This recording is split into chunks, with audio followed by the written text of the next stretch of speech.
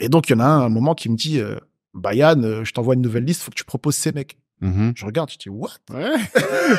Que des hauts potentiels, quoi, des gros Je dis, profils. what? Je vais donner des noms. Kevin Durant, Ok. DeMar DeRozan, Nate Robinson, voilà, les noms qui me viennent là comme ça, tu vois. Je dis, ok.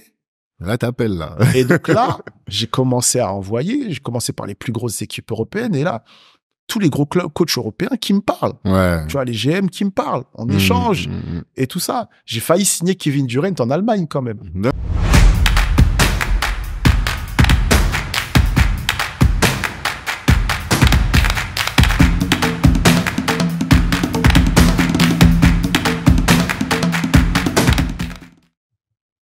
On est parti. Monsieur Yann Balikouzou, bonjour. Bonjour Tanguy. Ça va? Très bien, et toi? Bah, très bien. Je suis hyper heureux de te recevoir sur Kalimandjaro. Depuis des années qu'on en parle. Ça fait franchement au moins 2 ans. Ouais, j'allais même dire au moins 3 ans. Ouais, peut-être 3, tu vois. Mais c'est que ça fait un moment, en tout cas. Ça fait un moment, mais on a trouvé le temps. Je suis un petit peu occupé. Tu l'es aussi, hein? Ouais. On l'est tous. Mais après, toi, maintenant, t'es même plus en France. Donc, c'est encore une autre problématique. Mais c'est bien de t'attraper pendant cette période-là.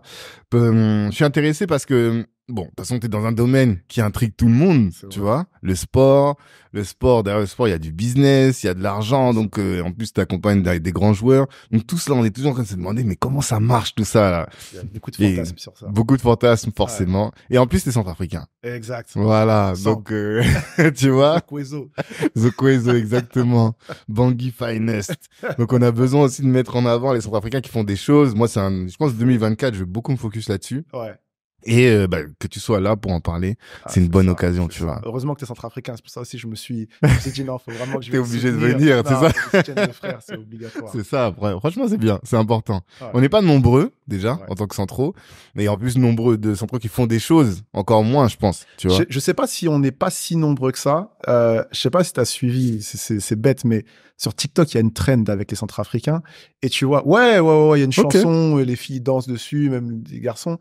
Et tu vois des gens qui disent, mais vous étiez où pendant toutes ces années? On savait pas qu'il y avait autant de centrafricains en France et tout ça. Ah, j'ai pas vu passer ce truc-là. Je pense juste qu'on est plutôt discret, tu vois, et pas si visible que ça. Ouais. Mais il y a pas mal de centraux quand même. Il y en a forcément. Mais quand je dis ça, c'est parce qu'on est un petit pays, tu vois. Tu vois, il n'y a pas beaucoup de... Non, on a un grand pays, mais une petite population, exactement. T'as raison, exactement.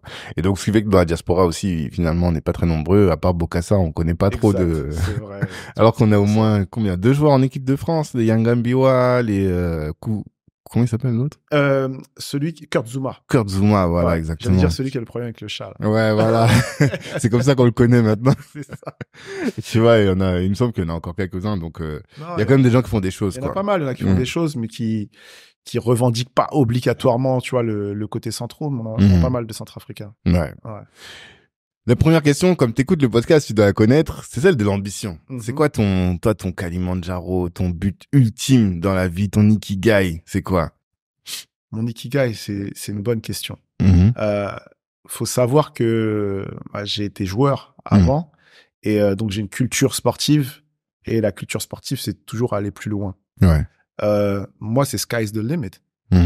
Tu vois? J'ai pas de limite. Il y a pas de plafond de verre. D'accord. Mais le but, c'est d'aller le plus haut possible. Et tant que je peux aller haut, je vais encore plus haut, je vais chercher plus et encore plus et encore plus. C'est ça mon motto, tu vois. Après, si je dois parler en termes d'ikigai, je l'ai peut-être accompli aujourd'hui en vrai. Ouais. Parce que je suis quelqu'un de très simple, moi. Tu vois, tant que je peux m'occuper de ma famille sans compter, offrir ce que je veux à mes enfants sans compter, et savoir que ma famille étendue, que ce soit en France ou à Bangui et ailleurs en Centrafrique, Bouka, Grimari et tout ça, Kagabandoro aussi, savoir qu'ils sont bien et que s'il y a un problème, je peux être là pour aider. Moi, j'ai réussi ma vie. Tu vois? D'accord. J'ai pas d'aspiration folle par rapport à ça, mais c'est vrai que dans le business, je suis un ambitieux. J'ai l'esprit de compétition. J'imagine. L'esprit de compétition, en fait. Ok. Et c'est ça que j'aime dans ce travail, c'est que je retrouve l'esprit de compétition qui m'a toujours drivé depuis plus jeune dans ce boulot. Et ce que je dis souvent à des amis, des fois, quand je signe un contrat, c'est pas tant le montant ou de ma commission qui me fait plaisir, c'est le fait de me dire, j'ai réussi, j'ai gagné. Tu vois, c'est l'esprit de compétition qui m'a mis. Mais chez des basketteurs, là, on a vu Tipeee récemment être au Hall of Fame. Ouais. Donc, je pense, c'est la consécration ultime pour un joueur de basket. C'est le Graal. Mais pour un agent, ce serait quoi? Tu sais, pour moi, la première consécration où je me suis dit, ah ouais, j'ai fait un truc. Et même si je me le suis pas dit tout de suite, c'est quand ma famille m'a appelé et que je me suis posé 2 secondes, j'ai dit, ah ouais. Quand j'ai eu Kylian drafté en NBA, mon premier joueur français, mon premier joueur en NBA, et qui, à cette époque-là, avant l'été dernier, était le joueur français le plus haut drafté de l'histoire. Tu vois? Là, je me suis posé, moi, j'étais en plein dans le boulot encore, tu vois. Je me disais, bon, faut gérer ça. Et je crois que j'ai eu ma sœur en FaceTime. Elle me dit, mais Yann, tu te rends compte? Tu vois? Et là, j'ai eu 2 secondes où je me suis dit, ah ouais, quand même. Et ce soir-là, je crois, j'ai eu ma femme aussi au téléphone. Et il y avait sa mère qui était à la maison et sa mère qui calcule pas le basket du tout. Elles se sont réveillées pour regarder la draft. Ah ouais. Ouais, tu vois. D'accord. Moi, c'est ces petites choses-là, tu vois, de la part des miens, tu vois, qui m'ont fait me rendre compte de la lourdeur du truc. Et je crois quand je suis allé me coucher à 3h du matin, que j'ai vu mon téléphone, c'était un arc-en-ciel, tu vois. Ça se met dans tous les sur sens. les réseaux et tout ça. Ouais. Tu vois, de mes proches, sentir de sentir la fierté des miens, tu vois. Ouais, c'est là où je me suis dit, wow, tu vois. Il se passe quelque chose. La ligue, pour moi, ça a toujours été un gros truc. Je suis un fan des NBA depuis 89, 90. Me dire que je deviens un acteur de ce business, je me suis dit, OK, j'ai accompli un truc. Deuxième année, donc Kylian est drafté en 2020. 2021, avec Axel Toupane. Ouais, c'est à ça que je pensais. Moi, je croyais que c'était avant. Non, quand il a gagné la finale. C'était après. Ok, d'accord. Donc 2021, donc Axel Toupane qui revient dans la NBA parce qu'il a joué en NBA, mais il est revenu en Europe et il a eu une inspiration. Il m'a dit, il faudrait que je revienne en NBA. Et justement, on a commencé à travailler ensemble en juillet 2020. Et on avance et on se dit, OK, il est rentré par la petite porte, tu vois, par la G-League, par la Ligue de développement. Derrière, il fait le boulot qu'il faut. Il se fait signer par les Milwaukee Bucks. Pour la petite histoire, il devait pas signer chez eux à la base. Il devait signer chez les Golden State Warriors. Ok. Mais eux devaient faire de la place dans l'effectif. Ils avaient pas le temps. Et entre-temps, il y a les Bucks qui viennent. Et on prend le deal chez les Bucks. Et le mec, il finit champion NBA. T'imagines? Non, mais c'est dingue. Je suis sur le terrain avec Giannis. J'ai vu les stories et tout. J'ai dit, ah non, Yana, il est sur le toit. C'était incroyable. Et je vais même être très honnête avec toi. Donc, il a le titre, je crois que c'est juin 2021. C'est ça. Ma fille est née en mai 2020. Ok. On arrive en fin de saison. J'ai fait beaucoup de déplacements toute la saison. Et je me dis, je vais pas aller au final. Je vais rester à la maison, tu vois. Ouais. Et Axel me demande, Yann, alors tu viens? Alors tu viens? Et là, tu sais que ton joueur, il a envie que tu sois là. Ouais, tu pouvais pas dire non. Donc, je dis à ma femme, je dis, j'ai pas trop envie d'y aller. Tu sais, Milwaukee, c'est pas très sexy comme ouais? Je connais pas du tout. À part le stade, y a rien, quoi. Ah, c'est compliqué, Milwaukee. Tu vois? C'est quoi l'équivalent en France? Et je sais pas, parce que tu sais, c'est grand quand même, mais pas grand chose, c'est pas. Ok. C'est pas sexy. C'est pas très chaud. Enfin bref, voilà. Et j'y vais. Donc j'y vais à partir du 4e match, le Game 4. Je vois le Game 4, il gagne. Et là, on se dit, oh, il y a un comment truc. ça se passait un truc. Game 5, je vais à Phoenix. Je joue le Game 5 à Phoenix. Il gagne aussi. Et là, Game 6, retour à Milwaukee, c'était la folie. Déjà, pour atteindre la salle, tu vois, il y a un parvis autour de la salle.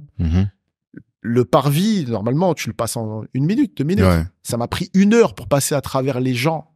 Tellement il y avait du monde parce que les gens qui n'avaient pas de billets ont fait une fête sur le parvis. Mais il y avait une densité de personnes, c'était fou, tu vois. Et là, ils gagnent. C'est leur première bague?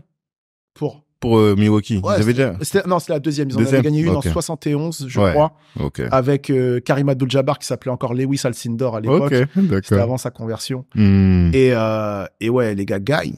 Tu vois, et là, c'est la folie. Pour Axel, je lui dis, tu te rends compte? L'été, t'étais blessé. Tu parlais de revenir en NBA, mais on n'était pas sûr, passer par la G-League. En fait, sa journey était folle, en fait. Tu vois, et ouais, je suis assez fier de ça aussi, tu vois. Ouais, c'était quelque chose de pas mal. J'imagine. Mais moi, le but, c'est pas tant d'avoir 15 000 joueurs, tu vois, parce qu'en vrai, accompagner des joueurs, c'est des aventures humaines. Ok. C'est d'avoir des joueurs de qualité, faire des choses de qualité, vivre quelque chose de qualité, être là pour les accompagner jusqu'au bout, et avoir des joueurs qui sont successful et qui ont des longues carrières dans la ligue, et bah éventuellement avoir un joueur Hall of Famer, tu vois, avec des titres. Et savoir que t'as contribué un petit peu à l'amener là, c'est t'as un peu une fierté de, comment dire, de, tu vois, de toute proportion gardée, hein, tu vois, d'un papa qui est fier de voir son enfant accomplir quelque chose. Je me considère pas comme un père pour eux, mais tu vois, ce type de fierté, tu vois, un peu intérieure, ouais, ça. Donc toi, ton but, c'est d'accompagner un joueur jusqu'au Hall of Fame. Si tu avais fait ça, tu pourrais te dire, bon, là, quand même, ma carrière, là. Non, je pense pas, parce que je suis jamais rassasié. Je vais me dire, il m'en faut un deuxième. Ah! C'est pour ça que je te dis, moi, c'est sky's the limit. Ok, d'accord. Tu l'as fait, ok, c'est bien. Tu vois, Axel a été champion, ok, c'est bien. Maintenant, il me faut un joueur qui est champion et qui est MVP des finales. Toujours plus. Ok. Tu vois, c'est toujours repousser ses limites pour être la meilleure version de soi-même. Bien sûr. Fait. Mais tu savoures quand même les victoires que tu as déjà eues. Heureusement, j'ai un entourage qui me fait savourer. Tu vois, des fois, qui te rappelle. Je prends trop les choses. Tu vois, c'est normal. Bah non, en fait, tu vois, prends un peu de temps pour savourer et te dire, ah ouais, j'ai fait un truc. Parce que quand t'as la tête dans le guidon, si tu prends trop le temps de t'auto-congratuler, t'avances plus. Enfin, c'est ce que je pense. Tu vois. Donc moi, c'est, ok, je l'ai fait. Maintenant, c'est quoi le next step? D'accord. Tu vois? D'accord. Toi, t'as grandi où? J'ai grandi à Creil, dans l'Oise. Enfin, à Nogent-sur-Oise. Ok. T'es pas né à Bangui, t'as pas grandi à Bangui? J'ai pas grandi à Bangui du tout. Je suis arrivé, mes parents sont arrivés en 76 et je suis né en 79. D'accord. Ouais. Ok. T'as grandi là-bas. Et quand t'étais petit, tu voulais faire quoi dans la vie? Quand j'étais petit, très honnêtement, avant que le basket me pique, j'ai commencé le basket à 12 ans. Quand j'étais petit, c'était juste l'insouciance. Quand j'étais petit, je disais que je voulais être vétérinaire. Ok. Tu vois? D'accord. Vétérinaire, c'est original, ça. Ah, je voulais être vétérinaire. Pourquoi? Je sais pas. Je crois que j'aimais bien les animaux. J'avais beaucoup de bouquins sur les, tu vois, sur les animaux africains, les singes. J'étais fasciné par les gorilles, les dos argentés, tout ça. Les lions, les félins et compagnie. J'étais à fond dedans. J'avais énormément de bouquins sur toutes ces choses-là. D'accord. Et je pense que ça vient peut-être de là. C'est marrant parce que tu m'amènes à parler de ça. Je me suis jamais demandé pourquoi je voulais être vétérinaire. Mais je pense que c'est justement à cause de tous ces bouquins que j'avais que j'épluchais beaucoup. Et je me rappelle bien de ces bouquins-là parce que récemment, ma mère a fait un grand nettoyage chez elle et elle m'a ressorti des reliques, certains cartons. D'accord. Et ouais, j'étais à fond sur ça. Mais ouais, j'étais dedans. J'étais plutôt un bon élève à l'école, tu vois, avant le basket. Après le basket, j'étais plus en mode, je fais le minimum pour qu'on puisse continuer à me laisser jouer. Parce qu'une fois que j'ai joué au basket, je voulais être que basketteur. Je le disais pas à l'école, tu vois, parce que les profs tout de suite en France, on t'aurait dit, mais non, beaucoup d'appeler peu d'élus. Tu vois. Ce qui est vrai, moi franchement, je dis ça à mes enfants et j'ai du mal, mais je leur dis ça quand même. C'est une réalité, mais tu peux pas laisser un enfant ou même un adolescent ne pas rêver, ne pas se donner des objectifs élevés. Mais t'étais bon? J'étais au basket? Ouais. Quand j'ai commencé, j'étais pas bon du tout. La première année, j'étais juste grand, mais j'ai très vite progressé. Faut savoir que j'en ai un peu de la même génération. T'es un peu plus, t'es mon yaya quand même. Ouais, je sais. Mais c'est vrai, j'ai dit à peu près. Tu vois, je suis resté, tu vois, j'ai fait doucement. Mais bon, tu vois, on va dire on est à peu près de la même génération. Ouais, non, forcément. Nous, nos journées, elles étaient rythmées comment? Quand on n'avait pas école, le mercredi, dès 9h du matin, on était sur le terrain. On rentrait à midi pour manger. À 13h, on était sur le terrain jusqu'à ce que les lumières s'allument. Ouais. Et que la daronne, elle appelle par le... Et qu'elle appelle et qu'elle dise, faut rentrer. Tu vois? Même les jours où on avait entraînement le mercredi, on faisait la même chose. On allait à notre entraînement. S'il faisait pas nuit en sortant, on retournait sur le terrain. Ouais. On vivait basket. On m'envoyait faire une course, je prenais ma balle, je faisais des dribbles entre les jambes pour m'entraîner à dribbler. Parce qu'on avait entendu que Isaiah Thomas faisait ça quand il était jeune. Tu vois? On était piqués. Ouais. On était vraiment piqués. Et des vrais passionnés. Tu vois, on vivait basket. Même à Creil, t'avais un écosystème autour de toi de gens qui étaient vraiment fans de basket? Bien sûr, bien sûr, bien sûr, bien sûr. Il y a, on a des pros qui sont sortis de là, excuse-moi. Les frères Morland, qui sont comme mes frères, tu vois. On a grandi ensemble. Qui sont passés pro. Patrice Morland a été drafté la même année que Tony Parker. Il a été drafté au 2e tour, il a eu des blessures au genou, il a pas pu aller en NBA. Chris Morland qui a écumé la Pro A, la Pro B. On a Karim Souchu qui a joué en France à très haut niveau, qui a joué en équipe de France. Voilà, tu vois. On a eu des très bons joueurs. Excuse-moi encore. Il y a de l'eau, hein. Il y a de l'eau. Exactement. Donc oui, on était piqués. Et ce qui est marrant, c'est qu'on n'était peut-être pas les meilleurs du groupe. J'ai des frères à moi, faut que je les nomme. Francis Nkunku, c'était une légende chez nous. D'accord. Francis, c'était une légende. Il était au-dessus du lot comme pas possible. D'accord. Il a arrêté le basket à un moment. Au moment où nous, on est partis dans ce qu'on appelle les pôles espoirs, lui avait 1 an de plus que nous, devait y aller. Sa mère a pas voulu le laisser aller. Il y a trop d'histoires comme ça. Il y a trop d'histoires comme ça dans les quartiers. Voilà, les études. Donc, il n'y est pas allé. Il a perdu, il a perdu un peu l'attrait. Au final, il est parti dans autre chose. Mon pote Chris Morland et moi, nous, on est nés la même année. Quand ça a été notre tour l'année d'après, nos mères se sont dit, moi, ma mère m'a dit, si Chris y va, tu vas. Et sa mère lui a dit, si Yann y va, tu vas. Ok, d'accord. Ça s'est réglé comme ça. Ok. Tu vois. Et du coup, vous êtes allé en pôle espoir. Parti à Saint-Quentin dans l'Aisne. Vraiment dans des coins, mon gars. Bon, déjà, Creil. Mais encore Creil, je pense qu'il y avait il y a plein de Renois et tout, parce que c'est des villes qui sont assez populaires, quoi. En fait, Creil, ce qu'il faut savoir, c'est qu'on vient tous de région parisienne, en vrai. Moi, mon père, mes parents habitaient dans le 14e. Ok. Tu vois. Et mon père a dit, j'en ai marre de Paris, je veux habiter à la campagne. On a atterri à Creil. D'accord. À Nogent-sur-Oise, parce que c'est la banlieue de Creil, mais je parle de ma ville. Nogent-sur-Oise qui est à côté. La plupart des gens viennent de région parisienne. Tu vois. Donc, en fait, tu as un écosystème de région parisienne. On a le RER, mais on n'est pas Île-de-France. Ouais. Il y en a beaucoup qui vont bosser là-bas, qui vont bosser à Paname et qui habitent là-bas, en fait. Ouais. C'est tout le monde. Tu vois, tout le monde bosse sur Paris. D'accord. Et après, donc, t'arrives à Nogent. C'est quoi la vie à Nogent? La vie à Nogent. Espoir, ouais. La vie à Nogent, en fait, c'est une vie de cité banale, en fait. Tu vois ce que je veux dire? Et comme je te dis, nous, on a été plus jeunes avant le basket. C'était le foot, les dessins animés, Club Dorothée, tout ça. C'était toutes ces choses-là. Moi, je faisais du karaté. Ok. J'ai fait du karaté très jeune. D'accord. Jusqu'au basket. J'ai commencé, je crois, à 5 ans. J'étais turbulent. Tu vois, j'étais turbulent. Ouais, je vois. Et c'est le médecin. Ça va le canaliser. Voilà, c'est le médecin qui a dit arts martiaux, ça va le canaliser, tout ça. Mais c'était ça, c'était l'insouciance, c'était les potes, c'était, tu vois, jouer dehors. C'était vraiment que ça, tu vois. C'était l'insouciance, c'était vraiment cool. En grandissant un peu plus, avant de rentrer, je suis rentré au Pôle Espoir à 14 ans, tu vois. Donc, entre 12 et 14, c'est pour tous mes gars avec qui j'ai grandi. Pour beaucoup, ça a été l'âge des premières conneries, tu vois, de la primo-délinquance, de ces choses-là. Et nous, ce groupe de basketteurs qui n'ont pas lâché, en fait, en vrai, ça nous a sauvés. Ouais. Tu vois, tu sais, j'aime pas ce cliché de le basket m'a sauvé la vie. Mais en vrai, de vrai, quand je vois, tu vois, moi, je considère qu'on part tous avec les mêmes chances, on est tous allés dans les mêmes écoles et autres. Quand je vois où on arrive et toi, les chemins par lesquels on est passé, le basket nous a sauvés. Mais moi, je dis toujours, je sais plus avec qui j'avais cette discussion, mais je disais que le basket crée moins de carrières que le foot. Et bien sûr, parce qu'on n'est pas dans une culture de racaille. On est d'accord, hein? C'est pas une culture racailleuse. Tu vois, nous, on avait nos premiers éducateurs au basket. Pareil, il faut que je les shout out. Jean-Luc et Marie-France Royer. Ok. Ils venaient de l'éducation nationale. Marie-France, elle rigolait pas avec nous. En mode l'éducation sportive discipline. avec elle. Ouais, discipline. Tu vois, t'arrivais, tes lacets étaient pas serrés, elle tirait. Tes lacets sont pas faits, tu peux pas jouer, refais-les. Ok. Allez prendre votre douche avant de partir. Faites ça. Tu as des choses basiques, mais c'est des choses qui te cadrent vachement. On a eu une très bonne éducation sportive de par ces deux personnes-là. Tu vois. Mais ce qui est marrant, c'est qu'aux États-Unis, pour le coup, c'est pas du tout ça. Les joueurs américains, tu les entends dans des histoires de fusillades, enfin, tu vois. Ça fait autant des KRA qu'en France. Mais en France, j'ai remarqué mes potes qui étaient au basket, ils sont tous, parce qu'ils étaient avec je crois que j'en parlais avec, justement avec, Da Silva, Mendes da Silva. Bruno? Non, son frère. Bruno ou Rui? Non, avec Bruno, on en a parlé de ça. C'est un très bon ami, Bruno. Ouais, je sais, justement, parce que tout ça, c'est le même écosystème, tu vois. Et lui, il disait ça, c'est que, en fait, quand t'es au basket, t'es dans la mentalité Quinry.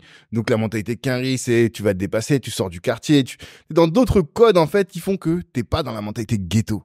Alors que le foot, forcément, on est dans des trucs, tu restes au quartier, vous traînez au quartier. Vous êtes entre vous, tu vois, vous êtes entre gars du quartier, tout ça. Beaucoup. Au basket, c'est différent. Le basket est beaucoup plus ouvert. Tu vois, c'est pas que des mecs du quartier qui sont là. Puis il n'y a pas cette culture racaille au basket vraiment en fait. Tu vois, quand tu y penses. Même le foot a une... C'est dur ce que je vais dire, mais le foot a une culture assez toxique. Que ce soit sur le terrain, chez les éducateurs ou en dehors du terrain. Tu vois, tout ce que le foot génère. Il y a encore eu un mec qui est mort ce week-end. Tu vois, toute la violence que le foot peut générer, c'est... Tu vois, il y a des choses dans les us et coutumes de foot qui entraînent ces comportements-là, je pense. D'accord, mais que tu vois pas dans le basket. Non, que tu vois pas dans d'autres sports, même, en général. Tu vois, dans le basket, non, on n'est pas trop dans ça. D'accord. Ouais. Et toi, donc, tu dis entre 12 et 14, le basket t'a sauvé. Qu'est-ce que ça t'a appris concrètement? Parce qu'on dit le sport, c'est l'école de la vie. Mais toi, qu'est-ce que ça t'a appris? Des valeurs simples, travail d'équipe, que si tu veux progresser dans quelque chose, il faut bosser. Et si tu veux être meilleur que les autres, il faut bosser plus que les autres. Tu vois, des valeurs très simples, la coopération, le travail, la valeur travail. Je pense que c'est vraiment la valeur de travail et le dépassement de soi. Tu vois, dépasser sa condition. Quand j'ai commencé le basket à 12 ans, il y avait des mecs qui en faisaient depuis l'âge de 4-5 ans. Et moi, je me suis dit, je veux être meilleur qu'eux. J'étais nul ma première année. Quand j'y repense, j'étais nul. Mais la deuxième année, première année, on a beaucoup bossé.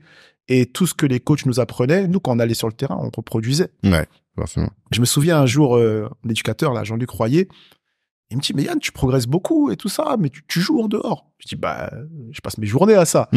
J'allais au collège, on avait un terrain entre midi et 2, on jouait.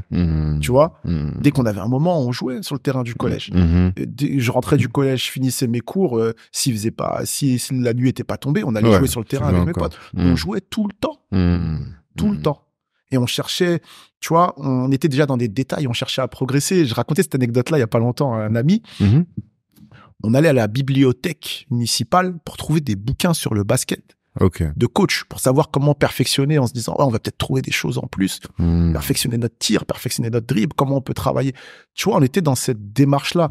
Et pour moi, cette démarche-là m'a formé, m'a forgé, m'a intégré dans le logiciel que toujours chercher à se dépasser, toujours chercher à faire mieux, chercher ce qu'on peut trouver pour avancer. Et ça a forgé l'homme que je suis aujourd'hui, en fait. C'est pour ça que je parle beaucoup d'éducation sportive. Tu vois, j'ai eu l'éducation avec mes parents, tu vois, des choses qui m'ont inculqué, tout ça. Je pense que l'éducation sportive aussi a eu un gros impact sur la personne que je suis aujourd'hui, et notamment sur l'agent que je peux être aujourd'hui aussi. D'accord.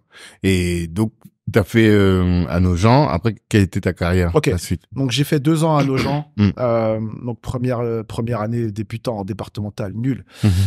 Deuxième année, on joue en championnat régional. Commence à devenir plus intéressant.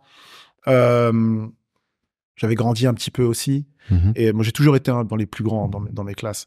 Et là, cette deuxième année-là, je suis sélectionné. Enfin, parce qu'il y a mon pote Chris Morland avec moi, tout fait depuis plus jeune. On est sélectionné en sélection de l'Oise. En gros, ils prennent les 10 meilleurs U13 du département. Tu vois. Donc là, tu te dis qu'on a déjà passé un step. Et on est bon. Et on est parmi les leaders de l'équipe. Tu vois. T'es pivot?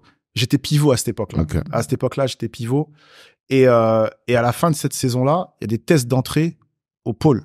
Tu vois, le pôle espoir. À l'époque, ça s'appelait les CERN, Centre d'entraînement régional de haut niveau. Tu vois. Et donc, il y a les tests d'entrée.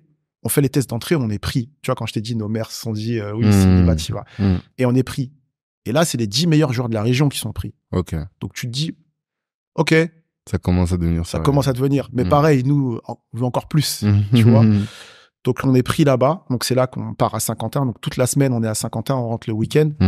Mais en vrai, on rentre que le samedi parce que le dimanche, on a match en championnat de France U15.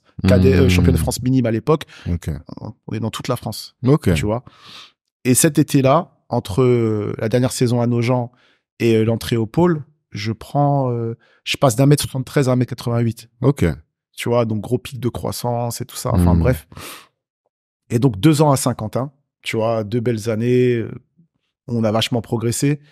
Et derrière, c'est le moment de sortir et de se dire d'aller en centre de formation. Et moi, derrière, je vais pas en centre de formation la première année. D'accord. Pourquoi? Parce que âge de la rébellion, un peu rebelle avec les coachs, tout ça, mauvais comportement, tu vois. Et pas assez bon aussi, je pense, à ce moment-là, tu vois, parce que je pense que j'ai pas assez bien profité de ces 2 années au pôle.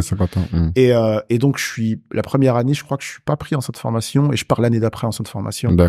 Je pars à Aix-Maurienne, dans les Alpes, en Savoie. Et pour te faire tout le truc. Et donc, après cette année à Aix-Maurienne, où ça se passe pas mal sur le terrain, mais en dehors, j'ai 17 ans, je suis en appartement avec 2 autres coéquipiers, on a un grand duplex plein centre-ville, je fais trop la fête, je sèche les cours. Il y a le ricain qui habitait en face de chez moi, il sortait tout le temps, c'était mon pote, tu vois. Donc ma mère m'a dit, écoute, ton basket là, c'est bien gentil, mais c'est l'année du bac, tu vas rentrer à la maison. Tu te débrouilles pour ton basket. Tu vois. Donc j'ai dû rentrer. Il n'y avait pas de club à haut niveau très proche. Il y en avait un, c'était le club de Beauvais, qui était en National 1 à l'époque, donc 3e division. Mais Beauvais, c'est à 30 minutes en train de chez moi. C'est pas cool. Tous les jours après les cours, je faisais l'aller-retour parce que je m'entraînais avec les pros. Et je préparais mon bac. Et en fait, je pense que ça m'a aidé à settle down un petit peu, tu vois, et à prendre conscience des choses parce que là, j'avais plus tout le truc, mon appart, tout ça. Tu reviens à la maison.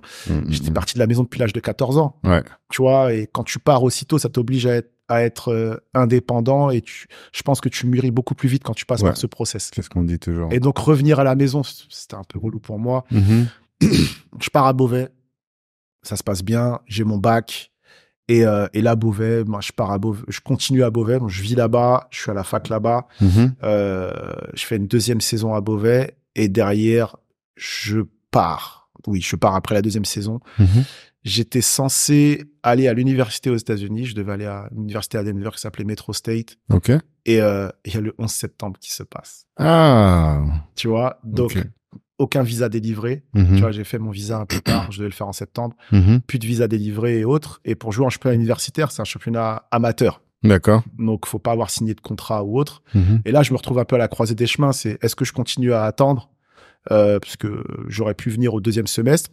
Mais à côté de ça, j'avais un club je sais plus si c'était National 2 ou National 3 qui me proposait un contrat. Je dis, vas-y, j'y vais. Donc, j'ai pris le contrat, j'ai joué à Compiègne. Et ensuite, je suis parti, je te fais la liste, Compiègne, Alençon, Cherbourg, Orme, à côté d'Orléans. Ensuite, j'ai joué en Allemagne, Weissenhorn, en Allemagne.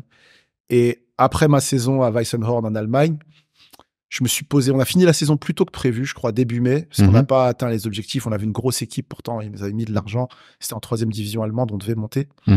On n'a pas atteint les objectifs et je faisais trop la fête encore avec les Ricains. Ah ouais? C'était incroyable. Pourtant, t'as pas l'air d'un mec bordel.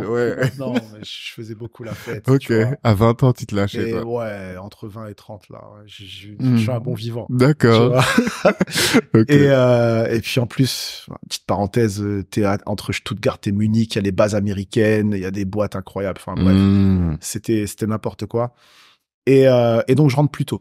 Tu vois, et donc je finis, je crois, fin avril, début mai. On fait pas les playoffs et tout ça. Et là, je passe du temps avec mes amis. Je passe du temps avec ma famille. Faut savoir que depuis l'âge de 14 ans, et je crois que cette saison-là, c'était 2006-2007. Donc en 2007, je reviens. Donc entre mes 14 ans et mes 28 ans, on va dire, j'ai raté tous les mariages dans ma famille. Tous les baptêmes. Parce qu'on joue le week-end. Le samedi, tu vois. Tout sur les photos de mariage de toute ma famille, je suis pas là. T'es jamais là. Je suis jamais là. Et donc là, je passe du temps avec ma famille, je passe du temps avec mes amis. Il y a mon pote Chris, tu vois, on revient à lui qui jouait à Paris cette saison-là. Donc je passais du temps avec lui, on s'entraînait ensemble à Paris, tout ça. Et je me pose, je me dis, est-ce que j'ai vraiment envie de continuer à partir, en fait? Est-ce que, tu vois, avoir tout ça, là, ça me fait du bien, en fait. D'être autour des miens et passer du temps, tu vois. 14 ans, c'est jeune, en vrai. Tu vois. Et là, je réfléchis et je me dis, est-ce que j'ai pas fait le tour? Tu vois, j'avais envie de vivre de mon basket. J'ai vécu de mon basket, tu vois. J'ai joué en sélection nationale centrafricaine aussi. J'ai oublié ça. J'ai coché les cases. Le Centrafrique, c'est un pays du basket. Les gens savent pas beaucoup ça. Les gens savent pas. Il y a Situngu, c'est le Graal. Vraiment. C'est un vrai pays de basket. Avant d'être un pays de foot, c'est un pays de basket. Et dans la famille, vous aviez cette culture-là du basket aussi? Non. Non? En fait, pas avant notre génération. Quand j'ai notre génération, moi et mes cousins. Mais en fait, on a tous été piqués par le virus du basket. D'accord. Tu vois. Donc, j'ai d'autres cousins qui ont joué et tout ça et qui étaient dedans. Donc au final, maintenant, ce qui est marrant, c'est de voir les générations de nos enfants qui sont dedans à fond. Tu vois, là, j'étais à Angers, j'ai ma nièce qui joue à Angers, qui est en centre de formation. Tu vois, c'est marrant parce que le virus, il est parti de nous, en fait, de notre génération. Et donc, pour revenir à ce que je disais, je me pose et je me dis, bah non, en fait, j'ai plus envie de partir. J'ai fait le tour. J'ai vécu ce que je voulais vivre, en fait. J'ai vécu du basket, tu vois. J'ai vu du pays, tout ça, c'est cool. Mais voilà, j'ai envie de passer du temps avec les miens, tu vois.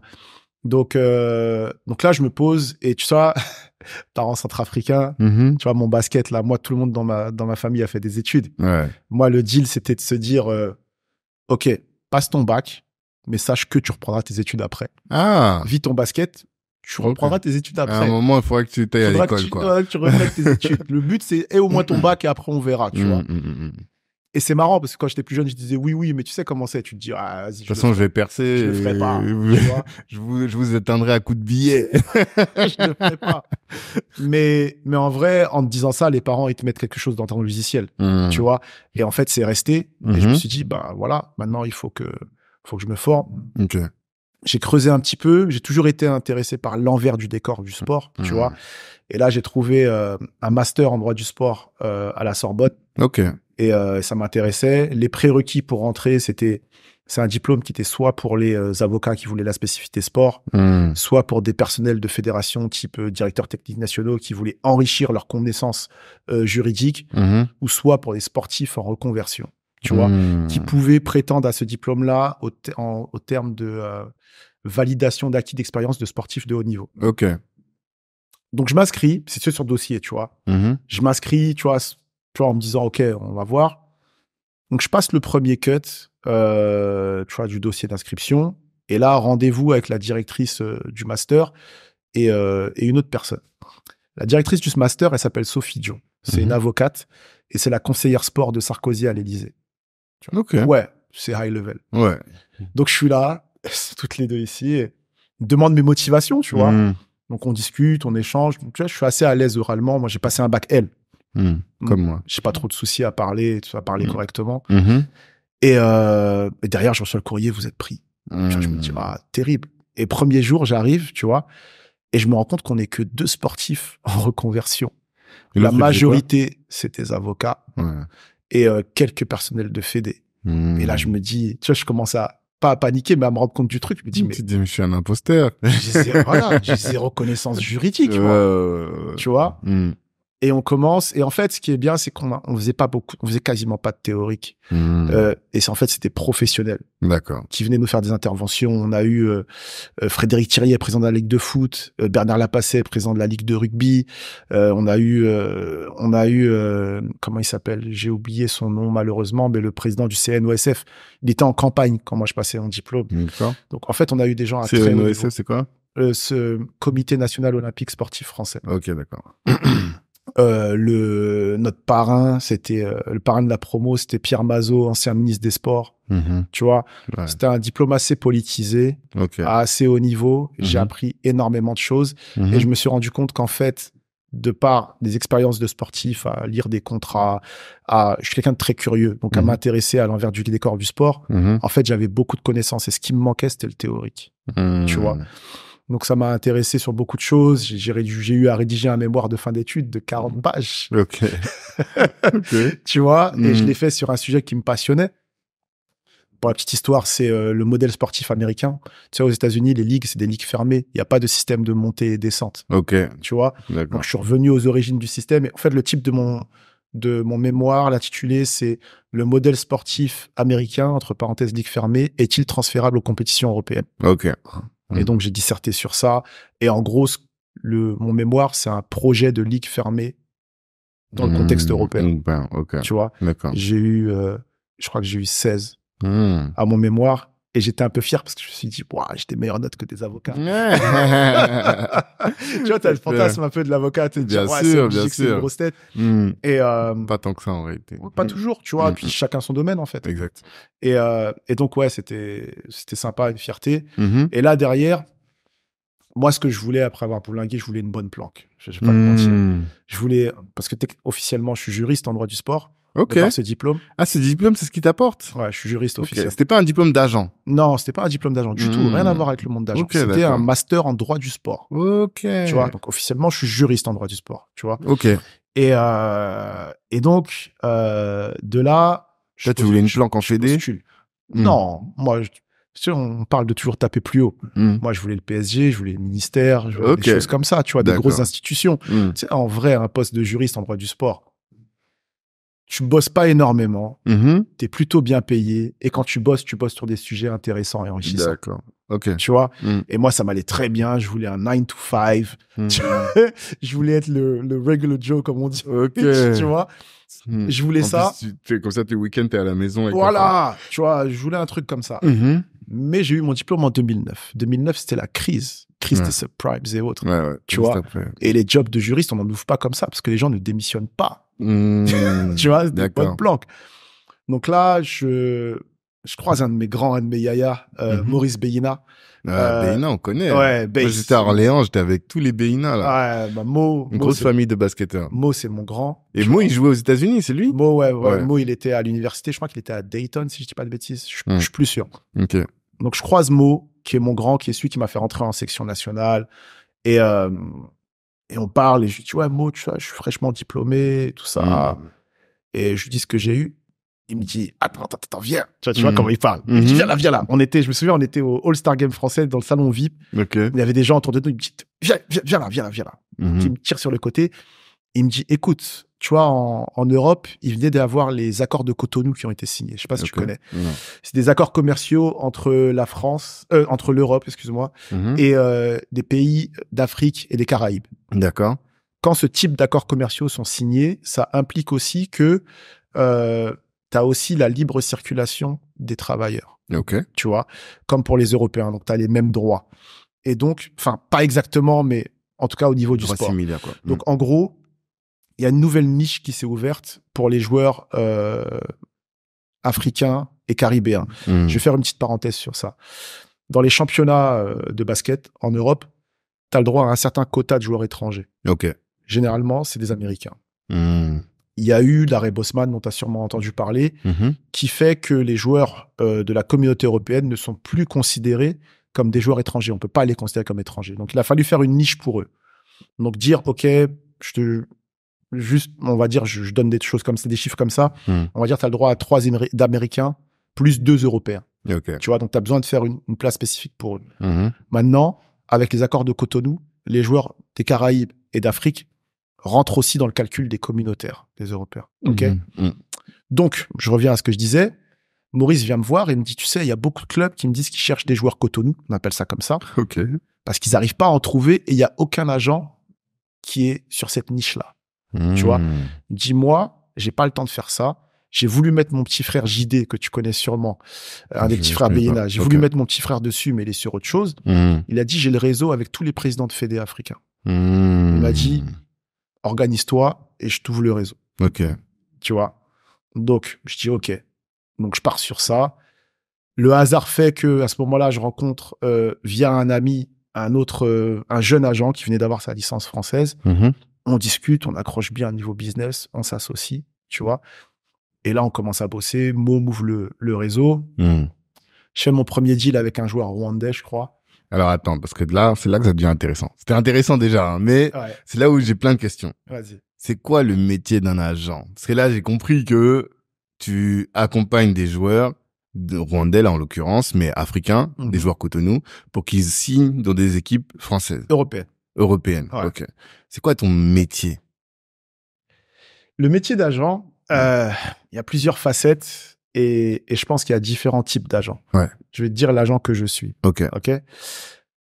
Quand j'ai commencé, j'ai fait beaucoup de joueurs étrangers.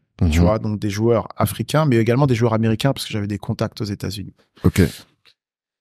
À ce moment-là, à ce stade-là de ma carrière, j'étais plus un middleman. Ok. Tu vois, donc un agent étranger montait un contrat de partenariat avec moi, il m'envoyait son catalogue de joueurs, je leur trouvais des clubs en Europe. Ok. Et donc toi, ton taf, c'était quoi? C'était d'être tout le temps en contact avec les clubs, savoir ce qu'ils recherchent. Ok. Et voir avec ce que j'avais sur le catalogue et dire voilà, j'ai un joueur qui correspond. Tu vois. En vrai de vrai, pour moi, ça, c'est pas un vrai travail d'agent, c'est de l'argent facile. T'es un middleman, t'as de l'apport d'affaires. Voilà, tu fais pas de la gestion de carrière. Pour moi, le travail d'agent, c'est de la gestion de carrière, tu vois. D'accord. J'ai dû faire ça comme ça de 2009 jusqu'à à peu près 2014. Ok. Tu vois. Et tu prends combien les pourcentages? 50-50. Ok. 50-50. Donc, vous avez une T'as les clubs, il a les joueurs. Ouais. Tu vois. Donc, c'était du 50-50. Ok. Sauf pour les joueurs que je signais en direct avec nous, dans la société. Là, on prenait à 100%. D'accord. Tu vois. Mais 100% de quoi? Du salaire qu'il va percevoir pendant une année? En fait, c'est une bonne question. Le joueur prend un salaire à l'année, je vais donner un chiffre rond, si le joueur prend 100 000, dans le contexte FIBA, donc dans le contexte du basket mondial, hors NBA, la commission peut être jusqu'à 10%. Ok. Tu vois. Donc, on prend une commission de 10% sur son salaire global. Si c'est un contrat d'1 an à 100 000, on prend 10%, donc on a 10 000. Si c'est 2 ans, voilà, ainsi de suite. Okay. Tu vois. D'accord. Donc, c'est comme ça que ça se passe. D'accord.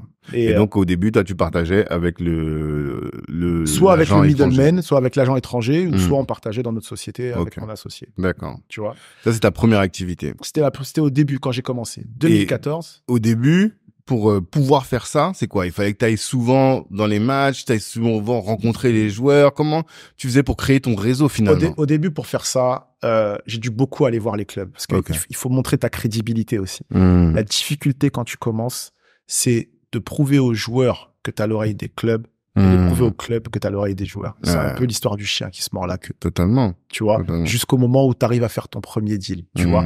Donc là, on revient à l'éducation sportive. Il a fallu travailler d'arrache-pied. Chaque semaine, je contactais les clubs. Est-ce que vous avez des besoins? J'envoyais des mails.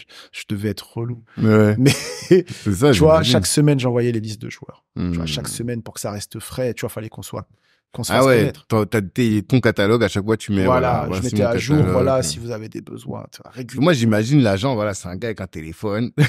Son seul asset, c'est son téléphone. Et il appelle les clubs. Ah, j'ai un gars pour toi, là, c'est comment? Est-ce que ça t'intéresse? C'est ça? On utilise le téléphone quand il y a du concret. On utilise beaucoup de messages, tu vois, textes et autres. Mais à ce moment-là, c'était beaucoup ça. Essayer d'appeler pour développer la relation, pour que les gens apprennent à te connaître, savoir, tu vois. Et le milieu du sport, tu vois, c'est du réseau, tu vois, c'est des milieux où faut être un peu coopté, en fait, tu vois.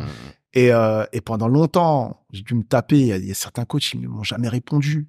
À un appel, à un message ou à un mail, ils ne sont jamais répondus.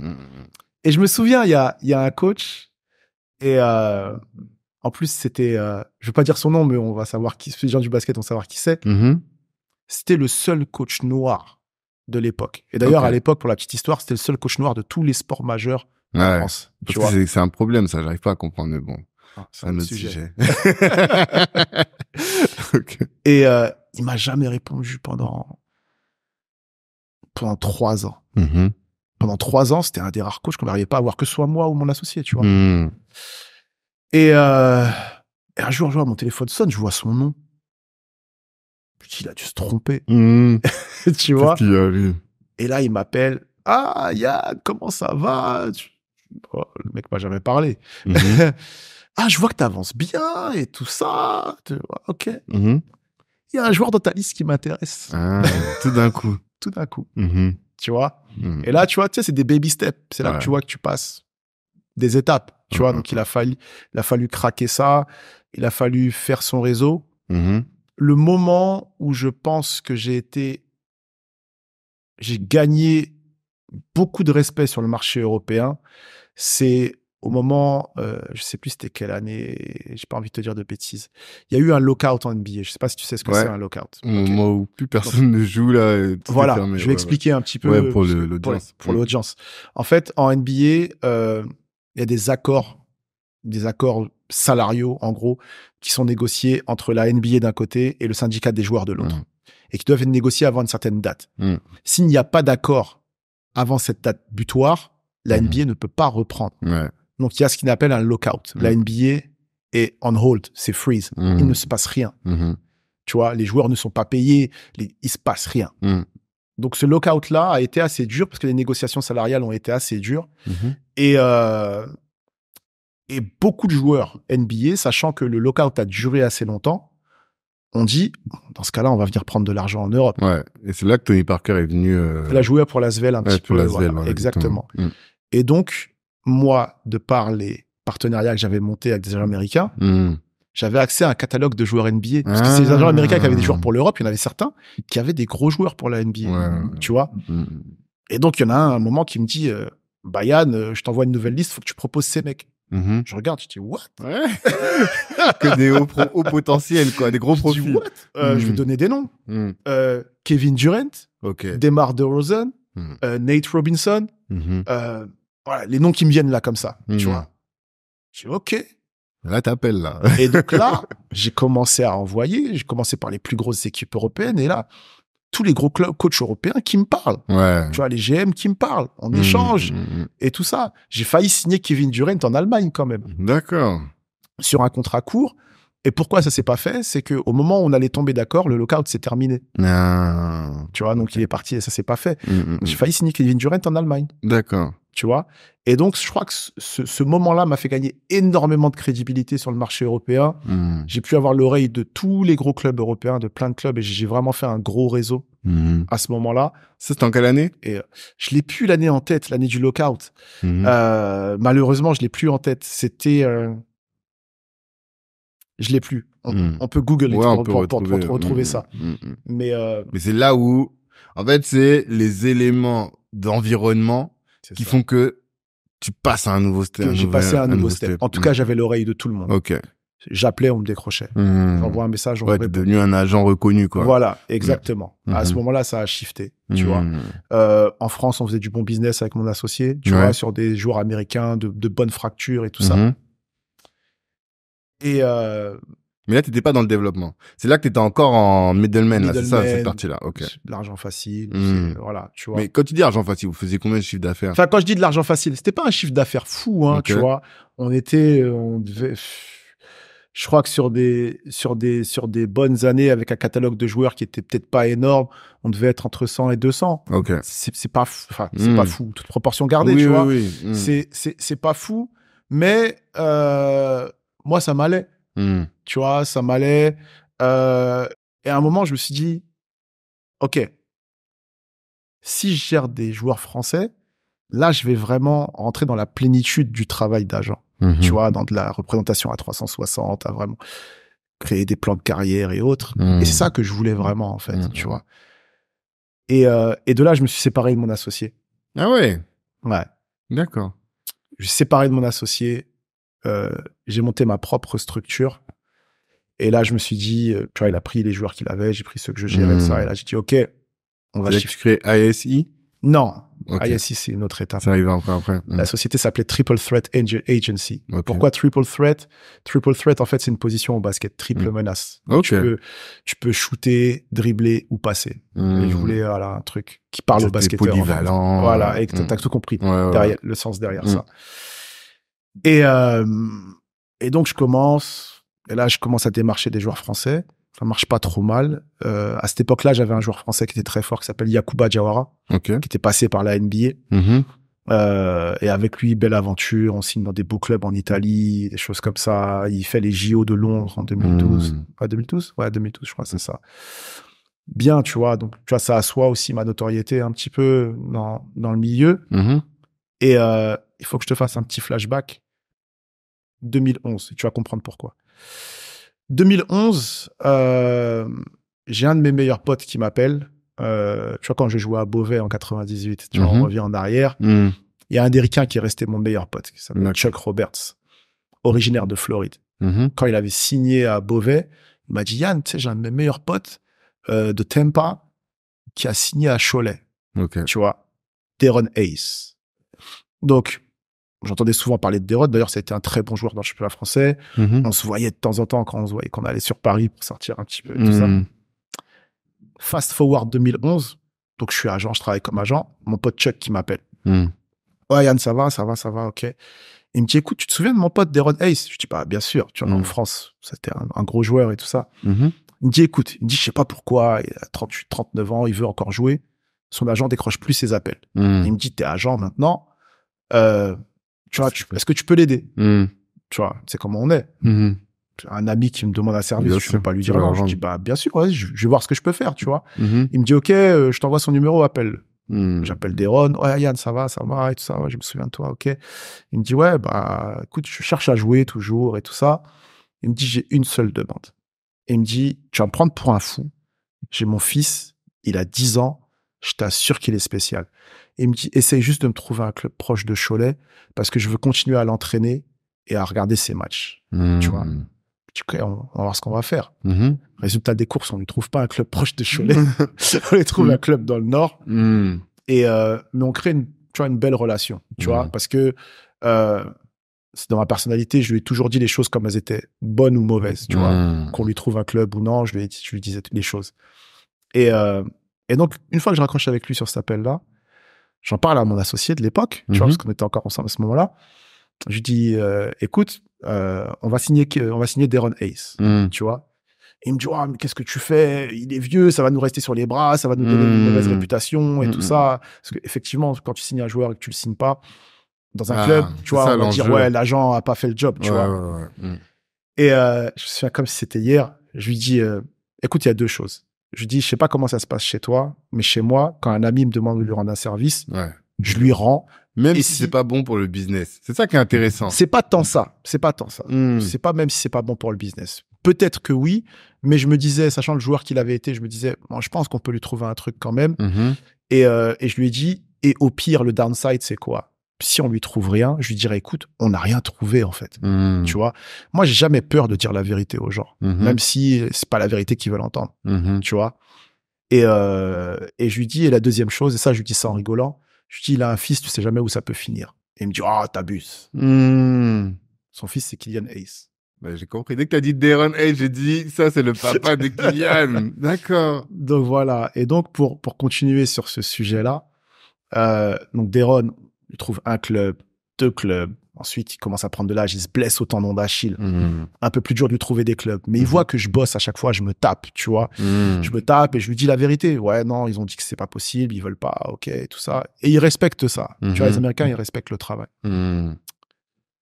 On se perd un peu de vue quand il arrête de jouer à haut niveau, il va jouer dans des petites divisions, tout ça. Mais par contre, tu as toujours un petit message, tu vois, tu sais, Noël, anniversaire, des choses comme ça. Quoi. Et j'avais super bien accroché avec lui, avec sa femme, et tout ça. Fast forward 2016, je suis à New York pour des événements basket. Je suis dans mon Airbnb, dans la cuisine, je me souviens. Je prends mon petit déj et sur mon téléphone, je regarde. Tu sais, tous les matins, je fais une revue de presse basket. Ok. Je regarde la presse basket européenne et française.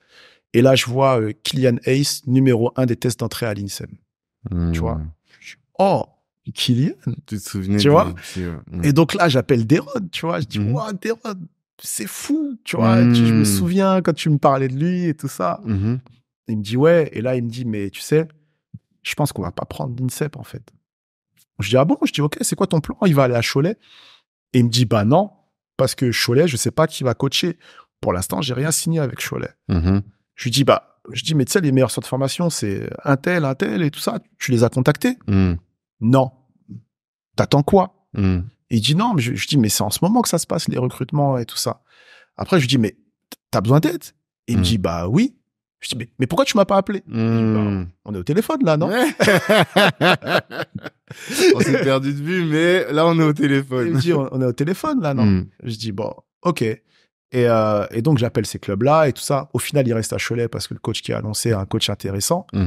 Et the rest is history, tu vois? Derrière, le petit avance bien. Et tu vois, on commence à avoir tous les capteurs, tous les voyants qui sont ouverts par rapport à la NBA. Et là, un jour, il me fait venir à la maison et il me dit, ah, tu sais pourquoi t'es là? Il me dit, parce que t'as toujours été honnête, t'as toujours été loyal, tu bosses dur. J'avais déjà la licence NBA, j'ai passé ma licence NBA en 2014. Il me dit, t'as ta licence, je crois en toi, je te demande qu'une chose, tu vois, je te demande juste de te mettre au niveau de mon fils. Et moi, tu sais, du moment où j'ai eu ma licence NBA, j'ai pris une position d'étudiant du business NBA. À regarder les stratégies de draft, à étudier le CBA. Le CBA, c'est le Collective Bargaining Agreement. En gros, c'est toutes les règles de la NBA. Vraiment, j'ai vraiment pris une position d'étudiant dans le casque. J'entends plus dans le casque. Non, t'inquiète. C'est bon. C'est bon. J'ai vraiment pris une position d'étudiant de la NBA, tu vois. Et en fait, j'étais prêt. Moi, mon but quand j'ai eu ma licence NBA, c'est de me dire. Et je me souviens, je le revois des fois sur Facebook, ce post, tu vois, tous les ans. J'avais posté ma licence NBA, j'avais dit, je l'ai pas juste pour dire que j'ai une licence NBA. À court ou moyen terme, il me faut mon joueur. Mais alors, attends, parce que déjà, qu'est-ce qui s'est passé dans ta tête quand t'as dit, je vais faire cette licence? C'était quoi ton état d'esprit? Qu'est-ce qui s'est passé concrètement? La raison pour laquelle je l'ai passé, c'est qu'en fait, j'étais encore avec mon associé au moment où j'ai fait le dossier. C'était de se dire, il y a un agent, Bouna Ndiaye, qui avait une hégémonie sur les joueurs français. Mon associé n'arrivait pas à les recruter. Et il disait, le fait qu'il ait une licence NBA, je pense que, voilà, tu vois. Il prenait les meilleurs joueurs. Il avait des joueurs, il n'avait pas que la licence, lui. Hein. Il était déjà établi. Il était déjà établi. Donc j'ai dit, OK, tu vois, comme je t'ai dit, toujours sky's the limit. Vas-y, je la passe, moi. OK. Je la passe et un moment. Et c'est quoi, ça ressemble à quoi une licence? C'est quoi À l'époque où moi je l'ai passé, en fait, fallait remplir un dossier. Tu avais un dossier d'une 30aine de pages à remplir. Il te fallait des témoins de moralité. Il fallait justifier de relations avec des joueurs qui sont passés par la NBA, mettre leurs coordonnées, justifier d'avoir des relations avec des conseillers financiers, avec des assureurs aux États-Unis, mettre leurs coordonnées, justifier d'avoir des relations avec des coachs, que ce soit européens ou même des personnels NBA, mettre leurs coordonnées. Et en fait, derrière la NBA, j'ai oublié un des prérequis. Fallait avoir au moins un diplôme de niveau master, 4 ans d'études. Et toi, t'avais ton master. Je l'avais, tu vois, donc ça rentrait dans les prérequis. Et un des prérequis dont on parle pas pour quelqu'un d'international, c'est remplir un dossier de 30 pages en anglais. Tu vois. J'ai eu un bac L anglais renforcé. Tu vois, voilà. T'avais gardé, parce que moi j'ai fait anglais renforcé, j'ai perdu mon anglais. Hein. Le truc, c'est, souviens-toi, comme je te disais, quand j'étais à Maurienne et dans les autres clubs, les ricains étaient toujours mes meilleurs potes. Ah oui, c'est vrai, tu parlais tout le temps avec les quinries. Je parlais tout le temps. Donc, j'avais ma très bonne base d'anglais scolaire. Mais en plus, j'avais l'anglais conversationnel. Ok, d'accord. Tu vois. Et donc, derrière, j'envoie le dossier, tu vois. Je crois 1 mois après. Et les mecs ont vraiment appelé les gens. Je l'ai su après. Ouais, ils font une vraie enquête. Enfin, ils faisaient une vraie enquête, parce que maintenant, c'est plus comme ça. Et je reçois un gros courrier, tout ça, et je vois une espèce de diplôme, tu vois, avec Yann Balikouzou, Certified Agent. Tu vois, je reçois ma carte de Certified Agent, tout ça. Et là, je dis, ah ouais. Tu vois, et c'est ça que je crois que j'avais posté. J'ai dit, ouais, c'est pas tout. Maintenant, il faut que j'ai des vrais joueurs. C'est pas tout le papier, en fait. C'est sûr. Tu vois. Et c'est ça qui m'est passé par la tête avant, tu vois. Et c'est là que je me suis dit, c'est là que le drive est venu. Je dis, faut jouer NBA. C'est là que le drive est venu. Et concernant la NBA. Ouais, mais justement, moi, ce qui m'intéresse, c'est à quel moment tu switches en tant que professionnel. Parce que t'as dit, avant les cours, c'était pas trop ça. Même les entraînements, t'étais un peu en mode, ta carrière, t'étais un peu en mode. Faut que je t'amène un bémol à ça. Ok. J'ai toujours eu des facilités à l'école. Ouais. Oui, c'est ça, tu l'as dit tout à l'heure. Tu l'as dit. J'ai toujours eu des facilités. Mais t'as dit, parce qu'en fait, moi, en ce moment, mon sujet du moment, là, c'est Kobe. Tu vois. Mamba mentality. Ouais, la Mamba mentality. Je suis en train de lire son bouquin. J'ai regardé toutes les vidéos qui sont, je sais pas pourquoi. Si, je sais pourquoi. C'est Jean-Pierre Sec qui m'a mis la pression. Ok. Qui m'a dit, Tanguy, il faut que tu aies une meilleure éthique de travail. Et ça, c'est mon focus de cette année. Et je pense à partir de maintenant.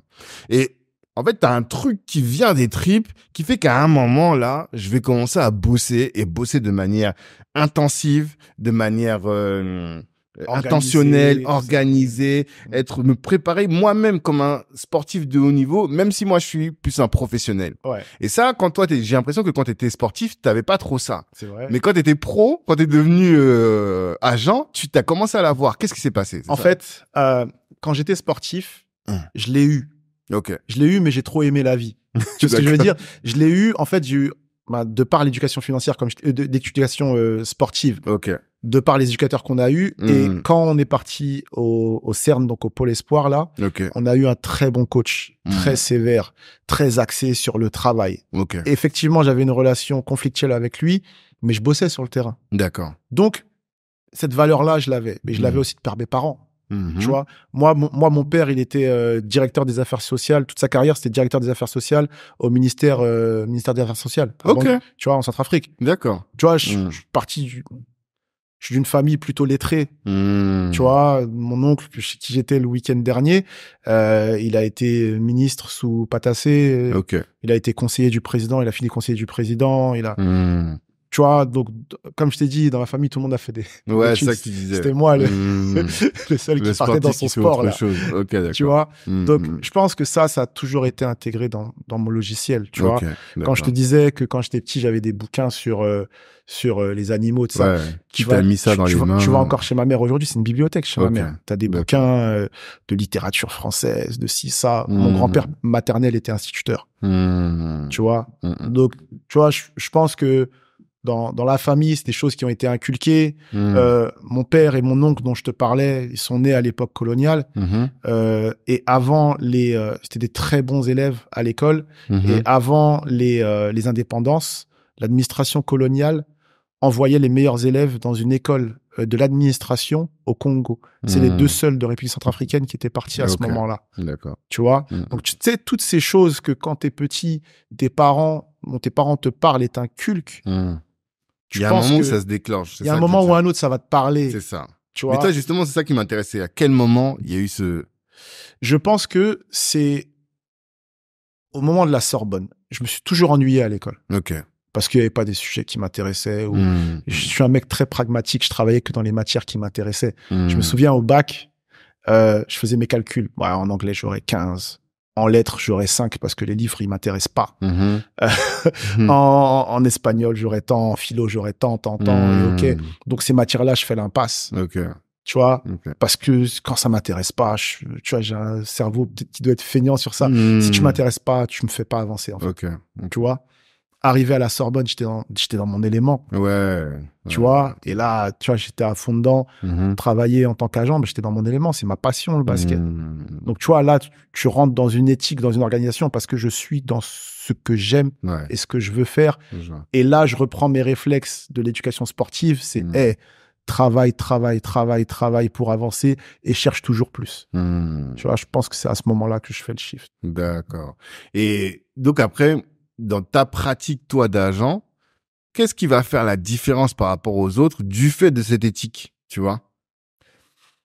Tu sais, par rapport aux autres, en France, je sais pas, parce que je m'intéresse pas autant que ça à ce qu'ils font. C'est pas péjoratif, non, c'est pas péjoratif. Pourquoi je m'intéresse pas tant que ça à ce qu'ils font? C'est parce que je sais ce qu'ils font. Je regarde un petit peu quand même, mais je suis plus lock-in sur moi-même. Moi, mon défi, il est pas avec ma compétition, elle est pas avec les autres, elle est avec moi-même, d'être la meilleure version de moi-même, de ce que je peux être. Tu vois, je pense que tu perds de l'énergie et tu perds du temps à trop vouloir concurrencer les autres et voir ce qu'ils font et te dire ah il a fait ça, faut que je sois. Non, fais ton truc à toi. Je vais faire mon truc à moi, mais mon challenge il est avec moi-même.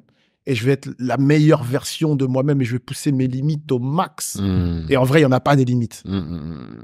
Tu vois, c'est mon drive, il est plus là. D'accord. Tu vois, certains peuvent se dire, ouais, mais quand même, ouais, la concurrence, ok, on regarde quand même un peu ce qui se passe. Mais je focalise pas dessus. Tu vois, c'est avec moi-même. J'ai ma licence NBA, je me dis, bah, tu vois, on va revenir à ce qu'on disait tout à l'heure, l'enfance. Un petit mec de nos gens qui aurait pu basculer s'il n'y avait pas eu le basket. Tu vois, là, en ce moment, je suis de passage en France. Je passe quelques jours chez ma mère. Je vois les petits et je dis, mais j'étais vous. Tout est possible dans la vie. Faut s'en donner les moyens. J'étais vous. J'aurais pu basculer totalement autrement. Aujourd'hui, j'aurais pu être dans des faits divers. Tu vois, j'étais vous. Aujourd'hui, je suis dans autre chose. Tu vois? Donc, c'est vraiment se donner les moyens. Tu vois? Vraiment se donner les moyens. Et donc, toi, tu considères que tu te donnes particulièrement les moyens, non pas pour écraser la concurrence, mais parce que toi-même, tu es dans cette démarche de progrès. Pas écraser la concurrence, mais je veux quand même être un peu numéro 1 quand même, tu vois. Mais après, tout dépend ce que tu appelles numéro 1, tu vois. Mais je veux être dans le top. Tu vois, je veux être quelqu'un qui compte. Je veux être dans le top. Quand je fais quelque chose, je le fais à fond et je veux le faire à très haut niveau. Et c'est un truc que je vais essayer d'inculquer à mes enfants, c'est demain, j'ai un enfant qui réussit pas dans les études de manière très scolaire. Il me dit, ouais, je veux être pâtissier. Ok, sois le meilleur. Sois le meilleur. Tu vois, je ferai tout ce qu'il y a à faire pour que tu fasses les meilleures écoles. Sois le meilleur dans ce que tu fais. Tu vois, c'est ça la mentale, en fait. Et est-ce que c'est ce que tu partages avec tes joueurs, justement? Quelle est la relation de l'adjoint avec le joueur? Parce que moi, j'ai un petit frère petit frère de ma femme qui était à l'ASS.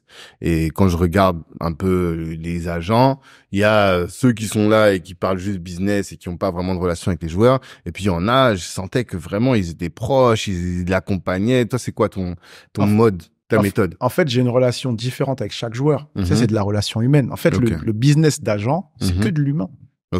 C'est de l'humain que tu gères. Tu vois, moi, dans ma démarche, je cherche à être l'agent que j'ai pas eu pendant ma carrière. Un agent très présent, qui met l'humain en avant.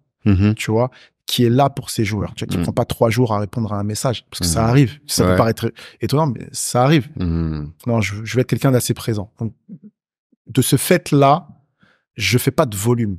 Je fais de la qualité avant de la quantité. Je fais pas de volume, je refuse de faire du volume. Parce que si tu fais du volume, demain, tu as un club qui te demande un meneur de jeu, tu en as 5 ou 6 dans ton roster, comment tu justifies que tu en proposes un plutôt que l'autre? J'ai toujours une mentalité de joueur, je me considère toujours comme un joueur, et un joueur ne peut pas mentir ou douiller un autre joueur. Tu sais, dans la mentale, c'est pas possible. D'accord. Tu vois ce que je veux dire? Donc, je leur dis toujours les réalités, bonnes ou mauvaises, même celles qu'ils n'ont pas envie d'entendre. Tu vois, j'ai une relation assez proche de chacun. Je veux qu'ils sachent qu'on peut parler de tout. Tu vois, j'ai même des joueurs, quand ils sont plus jeunes, qui me racontent des histoires de filles et autres, en me disant, faut pas que mes parents le sachent. Ok, pas de problème. J'essaye de... Quand je t'ai dit, je reviens un peu sur ce que je disais tout à l'heure, quand je te disais que j'étais un étudiant de tout ce qui se passe en NBA, j'ai aussi étudié ce que faisaient les agences NBA. Notamment les petites structures qui arrivaient à concurrencer les grosses structures, parce qu'il y a des mastodontes dans la représentation, tu vois. Et essayer de voir quel type de stratégie ils mettaient en place pour réussir à exister et à prendre une part du marché. Quand j'ai analysé ça, j'ai essayé d'implémenter ça sur le marché européen. Qu'est-ce qui en est ressorti, du coup? La proximité. Ouais, c'est ce que tu disais tout à l'heure. Service de proximité. La proximité. Quand on parlait là tout à l'heure de Chris Paul qui disait que lui, il va accompagner les... Rich Paul, pardon. Ouais, Chris Paul, c'est un autre. Rich Paul qui disait qu'il allait chercher les maillots, chercher les trucs. C'est ça dont tu parles quand tu parles de proximité? Il l'a fait de temps en temps. Non, moi, on sait que c'est pas vrai, mais bon. quand je te parle de proximité, c'est plus... vraiment être là à tout moment, notamment quand ça va pas. Tu vois, faire sentir que le joueur peut se reposer sur toi. En gros, pour moi, le rôle de l'agent, c'est de faire en sorte que le joueur n'ait à penser qu'à être bon sur le terrain. Le reste, tu dois t'en charger. Ok. Tu vois, son focus doit être juste sur ça. Et il doit pouvoir te faire confiance. Tu dois pouvoir avoir une certaine analyse, une certaine expertise, voir les choses. Moi, généralement, je fais des plans à moyen terme, sur 3 ans, tu vois, en mettant des objectifs, en disant, voilà, si t'arrives là, ben d'ailleurs, on passe au next step, et ainsi de suite. Tu vois, c'est comme ça que je fonctionne. Mais vraiment, la proximité, mettre un staff à dispo autour sur différentes choses. Tu vois, quand je te parle de représentation à 360, c'est en vrac, un entraîneur individuel, que ce soit basket ou physique, prépa mentale, avocat, assureur, conseiller financier. Et toi, tu dois sélectionner tout ce staff-là. Ouais. Moi, j'ai une équipe avec qui je travaille, j'ai mes personnes. D'accord. Ouais, faut que lui, il se concentre que sur le foot, sur le sport. Pardon, que sur le sport. Qu'il ait à penser qu'à ça. De temps en temps, on va... Et il est important aussi de empower les joueurs, tu vois. Même s'ils veulent pas avoir... Des fois, ils veulent pas avoir les yeux dedans. C'est vrai, Yann, tu gères. OK. Faut que tu saches ce qui se passe. OK. Tu vois, faut que tu comprennes les rouages, parce que dans la hiérarchie de cette industrie, de ce business, le CEO, c'est le joueur. C'est le joueur qui choisit l'agent. Le joueur, je suis l'employé du joueur, en vrai. C'est vrai. Tu vois, le CEO, c'est le joueur. Il faut qu'il l'apprenne à un moment. Quand ils sont jeunes, je veux bien comprendre, à partir de 23, 24, après, ça dépend du niveau de maturité de chacun, faut qu'ils soient acteurs de leur carrière. Tu vois. Et ça, toi, tu leur dis? Moi, je leur dis, tu sais, l'avantage, c'est que maintenant, je travaille beaucoup avec des jeunes joueurs que je prends à 15 ou 16 ans, et on avance. Et en fait, ça me permet aussi de leur amener un peu d'éducation à ce niveau-là. C'est que tu as eu toi-même avec tes éducateurs au final. Oui, aussi. Et puis après, avec la bouteille, tu vois, notamment sur tout ce qui est l'aspect conseil financier, commencer à leur inculquer des principes d'éducation financière, tu vois, dès le plus jeune âge, dès qu'ils touchent un petit peu d'argent, même si c'est sur un contrat jeune, tu vois, même s'ils touchent 500 €, ben, cette partie-là, t'en fais ça t'en fait ça, tu t'épargnes un peu. Commencer à prendre des bonnes habitudes. Parce que beaucoup de gens, beaucoup de joueurs ou de jeunes de notre communauté n'ont pas d'éducation financière.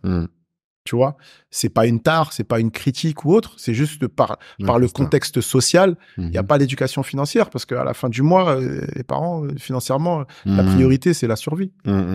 Tu vois? Alors que là, t'es avec des jeunes qui vont se retrouver dans des situations financières qui parfois peuvent être très confortables. Exactement. Et s'ils ont mal géré, t'en as beaucoup qui après se retrouvent ruinés ou parce que...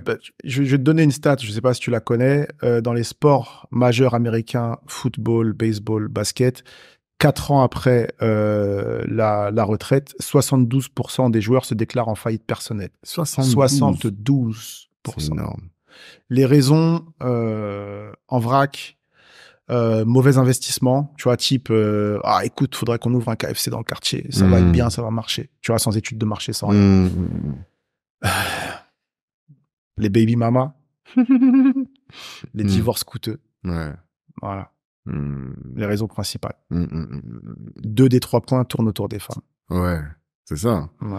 Et à partir de là, toi, ton taf, c'est justement de conseiller sur ces sujets-là aussi. C'est de les protéger un maximum dès le départ. Tu vois, les protéger un maximum, pouvoir les conseiller, pouvoir les amener à des choses, pouvoir leur dire que voilà, faire attention à tout l'écosystème qui peut être autour d'eux.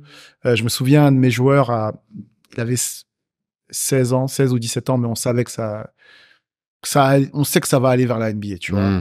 Et il a une amie qui lui dit ouais, ce serait bien qu'on monte un business ensemble, une marque, voilà, tu vois, il aime bien la mode et tout ça.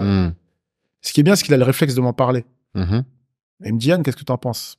Je lui dis tu sais, ce que je vais te dire, c'est dur, tu vois, mais il faut que tu comprennes qu'à partir d'aujourd'hui, tout le monde sait que tu risques de finir en NBA, enfin que tu vas finir en NBA, et tout le monde sait que dans 2 ans, tu seras multimillionnaire. Donc, à partir d'aujourd'hui, toutes ces choses-là, tu peux plus voir tes relations avec les gens de la même manière. Essaye de garder un cercle restreint, tu vois, parce qu'aujourd'hui, tu vas sûrement avoir des faux amis qui vont arriver, des filles qui vont arriver juste par intérêt, en fait, tu vois. Et tu vois, tu te dis, mais c'est chiant pour un adolescent de devoir se dire ça. C'est clair. Que les relations sont déjà biaisées. Tu vois, tu peux pas avoir une jeunesse normale. Mais c'est la réalité. Et on est obligé de les préparer à ça et de les avertir sur ces choses-là. Ils écoutent, parce qu'on dit que là, on a des gros problèmes avec les jeunes, tu vois, parce que les jeunes n'écoutent plus, les jeunes ne calculent pas trop ce qu'on fait. Enfin, ils écoutent, mais souviens-toi de toi à 19 ans. 19 ans, multimillionnaire, connu sur les réseaux sociaux, toutes les filles de tes rêves qui sont montées de DM, je pense le roi du monde. Même si tu le sais. Tu vois ce que je veux dire? C'est ça la réalité aussi. Mais ça, comment tu gères? Parce que moi, je me suis retrouvé dans une situation là où un entrepreneur m'a raconté que il avait un de ses associés qui était la proie de toutes les femmes, tu vois, et qu'il a dû même à un moment mettre un agent de sécurité presque devant sa chambre d'hôtel pour ne pas que les filles viennent le voir, quoi, tu vois. Comment ça, toi, tu dois gérer des situations comme ça? À lui d'être fort. Bah, c'est les équipes qui gèrent. Ok. Les équipes, il y a la sécurité. Quand ils arrivent à l'hôtel, ils sont là sous des alias. Tu vois, ils donnent des surnoms. Ouais. Parce que je me souviens une année, c'était le All-Star Game à Los Angeles ou à Charlotte, je sais plus. J'étais dans le lobby de l'hôtel des joueurs. Ok. J'avais rendez-vous avec un autre agent. Il y a eu un défilé incroyable. Une fille à peine habillée. Tu vois. Et à un moment, l'agent, c'est un vétéran en plus, un grand agent. Et il me dit vraiment, je me demande comment ils font pour résister des fois. Non, mais c'est trop. C'est réel. C'est humain. Non, c'est humain. Donc, voilà, tu les préviens. Il y a la NBPA, le syndicat des joueurs, qui fait un bon travail aussi. Ils ont un programme qui s'appelle le Rookie Transition Program. Programme de transition des rookies avant la saison pour leur parler de tous les risques. Tous les risques, tu vois, les mauvais investissements, les mauvais conseillers financiers, les gens qui viennent vers toi avec des opportunités. Ah, viens, on monte un business. Les femmes. Parce que je pense pas que ce soit aussi développé que ça en France parce que les lois ne sont pas pareilles qu'aux États-Unis. Aux États-Unis, c'est un sport de mettre la main sur un athlète ou sur un entertainer, tu vois, un chanteur ou autre. Parce que tu sais que selon les lois américaines, comme disait Kanye West, 18 years. Jusqu'aux 18 ans de l'enfant. Ouais, faut que tu payes une pension, mais tu payes aussi alimony. Tu dois maintenir le niveau de vie. Ouais, de la mère. De la mère. On appelle la prestation compensatoire en français. Voilà. Mais c'est pas les mêmes tarifs. Oui. Parce que si t'es, si t'as 2000 € par mois, c'est pas pareil que si t'es un millionnaire. Oui. C'est pas pareil. Et pour peu que tu sois marié dans des États type Californie et autres, là, tu te fais déplumer. Tu vois? Ça, si les joueurs veulent se marier, toi, l'agent, t'es Mr. Bad News parce que tu dis aux joueurs, c'est pas très romantique, ta femme voudra pas, mais tu lui dis qu'il faut que tu aies un contrat de mariage. Et si elle a un problème avec toi, tu lui dis c'est mon agent qui m'oblige et c'est moi qui ferai le paratonnerre. Tu vois? J'imagine. Il y a trop de problèmes. Mais se retrouver avec un joueur comme Kylian, pour toi, ça doit être une charge énorme, j'imagine, sur tes épaules aussi. Même si Kobe dirait oui, c'est juste un joueur de plus, lui, tu vois comment il est. Mais en vrai, c'est une charge énorme en termes de pression. Surtout que son père te dit, mets-toi au niveau de mon fils. Comment est-ce que tu fais pour te mettre au niveau? En fait, je l'ai pas pris comme une charge. Ok. C'est marrant. Je l'ai pris comme un défi. Ouais, forcément. Tu vois, je l'ai pas pris comme une charge, je l'ai pris comme un défi et assez conscient pour me dire, je suis confiant, je sais que je suis prêt, je sais ce que je fais. Tu vois. Donc, le mets-toi au niveau, pour moi, je l'ai pris comment? Aujourd'hui, tu fais surtout du business en Europe. J'ai besoin que tu te mettes au niveau du business NBA. Ok. Mais comme je lui ai dit, ça fait 5 ans que je prépare ce moment. Ça fait 5 ans que je prépare ce moment. Après, il faut savoir que en 2019, donc moi, j'ai déjà Kylian, il a déjà signé avec moi. Ok. Mais tu as toutes les grosses agences américaines qui appellent son père. Toutes. Ok. Qui l'appellent et lui, il leur dit, OK, c'est bien. Moi, mon gars, c'est Yad. Je travaille avec Yad. Là, ils vont crever tes pneus. Non, ils sont pragmatiques. Ouais. Ils ont commencé à tous m'appeler, m'inviter. Billet, business class, viens, faut qu'on se rencontre. Dans des grands hôtels, tout ça. Je dis, OK. Moi, mon truc, c'était quoi? Je connaissais déjà, comme je t'ai dit, j'ai étudié. Je connaissais déjà l'écosystème des agences américaines. Ouais. Je connaissais les avantages et les inconvénients de chacune. Moi, je me suis dit, si un jour je dois rejoindre une agence, je ne me travestis pas. Faut que ce soit une agence qui soit dans la même mentale que moi. Qualité avant quantité. Et je savais que la plupart des grosses structures, elles, ce qu'elles veulent, c'est faire du chiffre. Je les ai rencontrées, mais uniquement pour faire du benchmark. Je me suis dit, tiens, c'est des grosses structures, je vais apprendre. Tu seras assez étonné, mais c'est ceux qui m'ont le plus déçu. Ouais. J'ai rien appris avec eux. Ok. Puis je me suis dit, mais c'est l'edge, en fait. C'est plus les agences mid-level, tu vois, qui sont pas des gros mastodontes, mais qui bossent bien et qui ont des moyens financiers, où là, j'ai vu des mecs intelligents. Tu vois, où je me suis dit, waouh, ok. Chez les gros, il y en a un, le plus caricatural, je crois, avec sa plaquette de présentation et tout ça. Il me dit, tu sais, nous, on représente Will Smith, Ali Berry. Si vous venez avec nous, vous pouvez aller aux Oscars. Mais c'est pas qu'on s'en fout. Nous, on est des gens du basket. Je te jure, de quoi tu parles? La carrière du... Mais tu vois, il y a des gens qui tombent pour ça, tu vois. Ça leur met plein les yeux, quoi. Ça leur met plein les yeux, tu vois, les glitter and glitz, tu vois, ça les attire. Je m'en fous de ça, parle-moi du terrain. Qu'est-ce que vous pouvez faire pour, tu vois, pour qu'on s'améliore sur le terrain et autres. Donc voilà, quelques rendez-vous grotesques, quelques-uns super intéressants. Et finalement, je signais avec ISI. Pourquoi? Je t'expliquais comment ça s'est passé. Ah, ISI, c'est pas ta structure à toi? Non, c'est une structure américaine qui m'a... Ok, d'accord. Ok.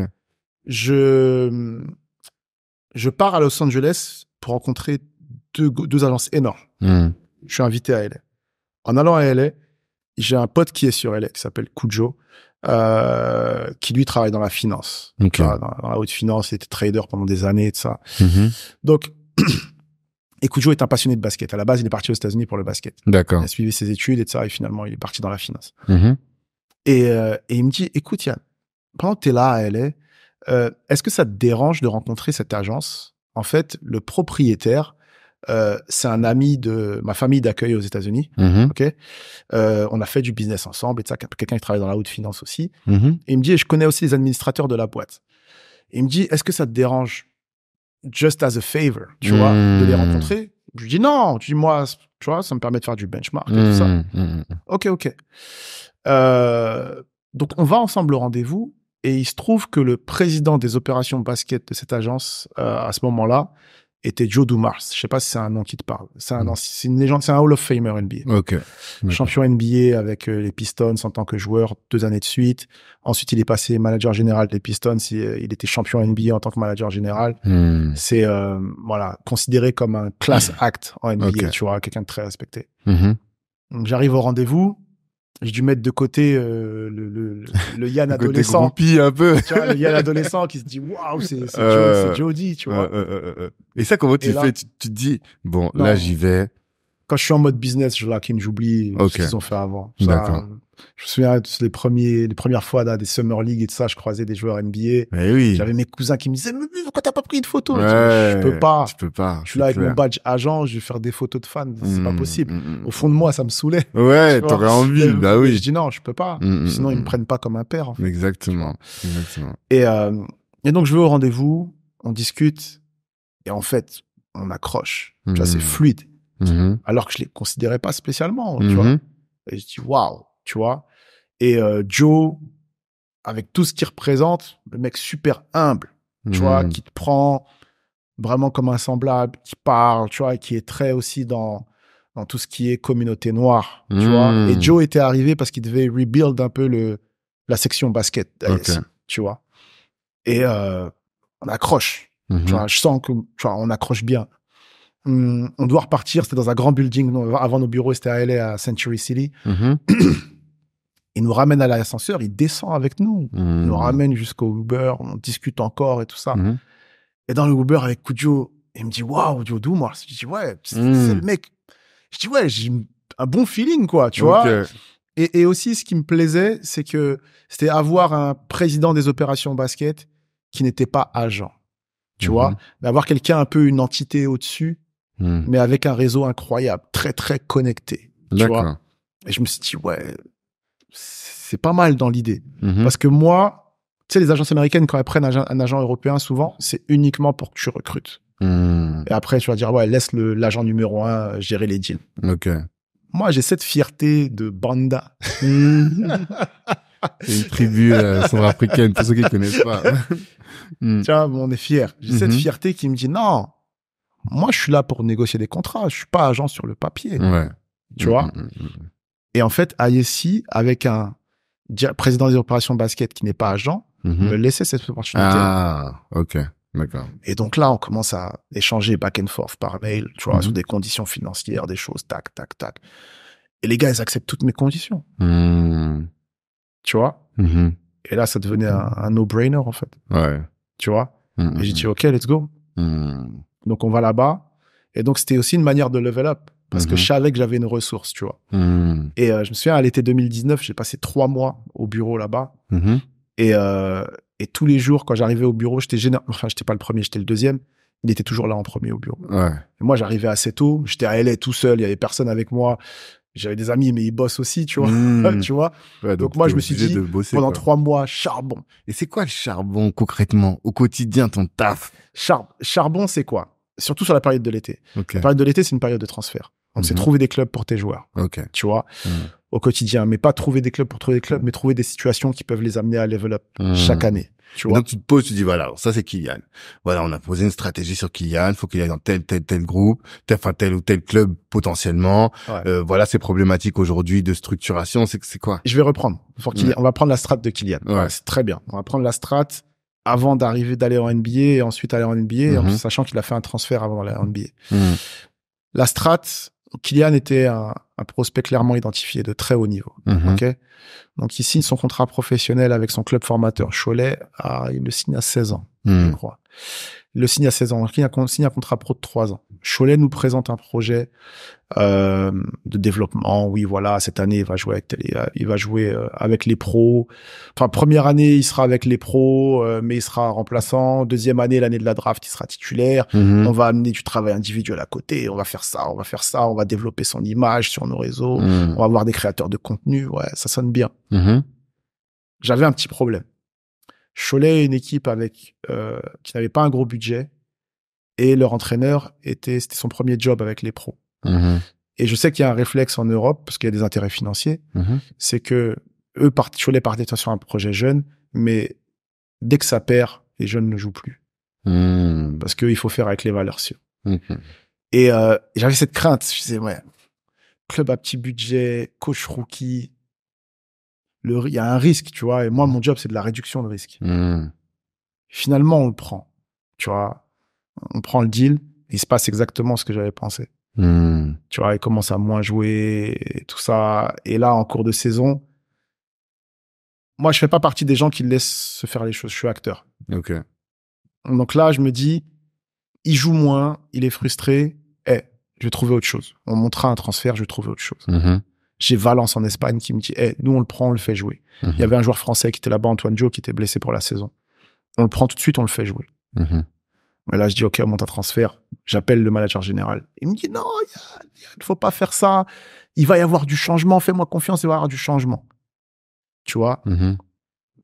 Vu que pour monter un transfert, il faut que les deux clubs soient d'accord. Je voulais pas se mettre d'accord. On va y avoir du changement. 48 heures après, je vois qu'ils ont changé de coach. Faut revenir un ancien coach qui était un entraîneur emblématique de là-bas, qui a coaché son père d'ailleurs.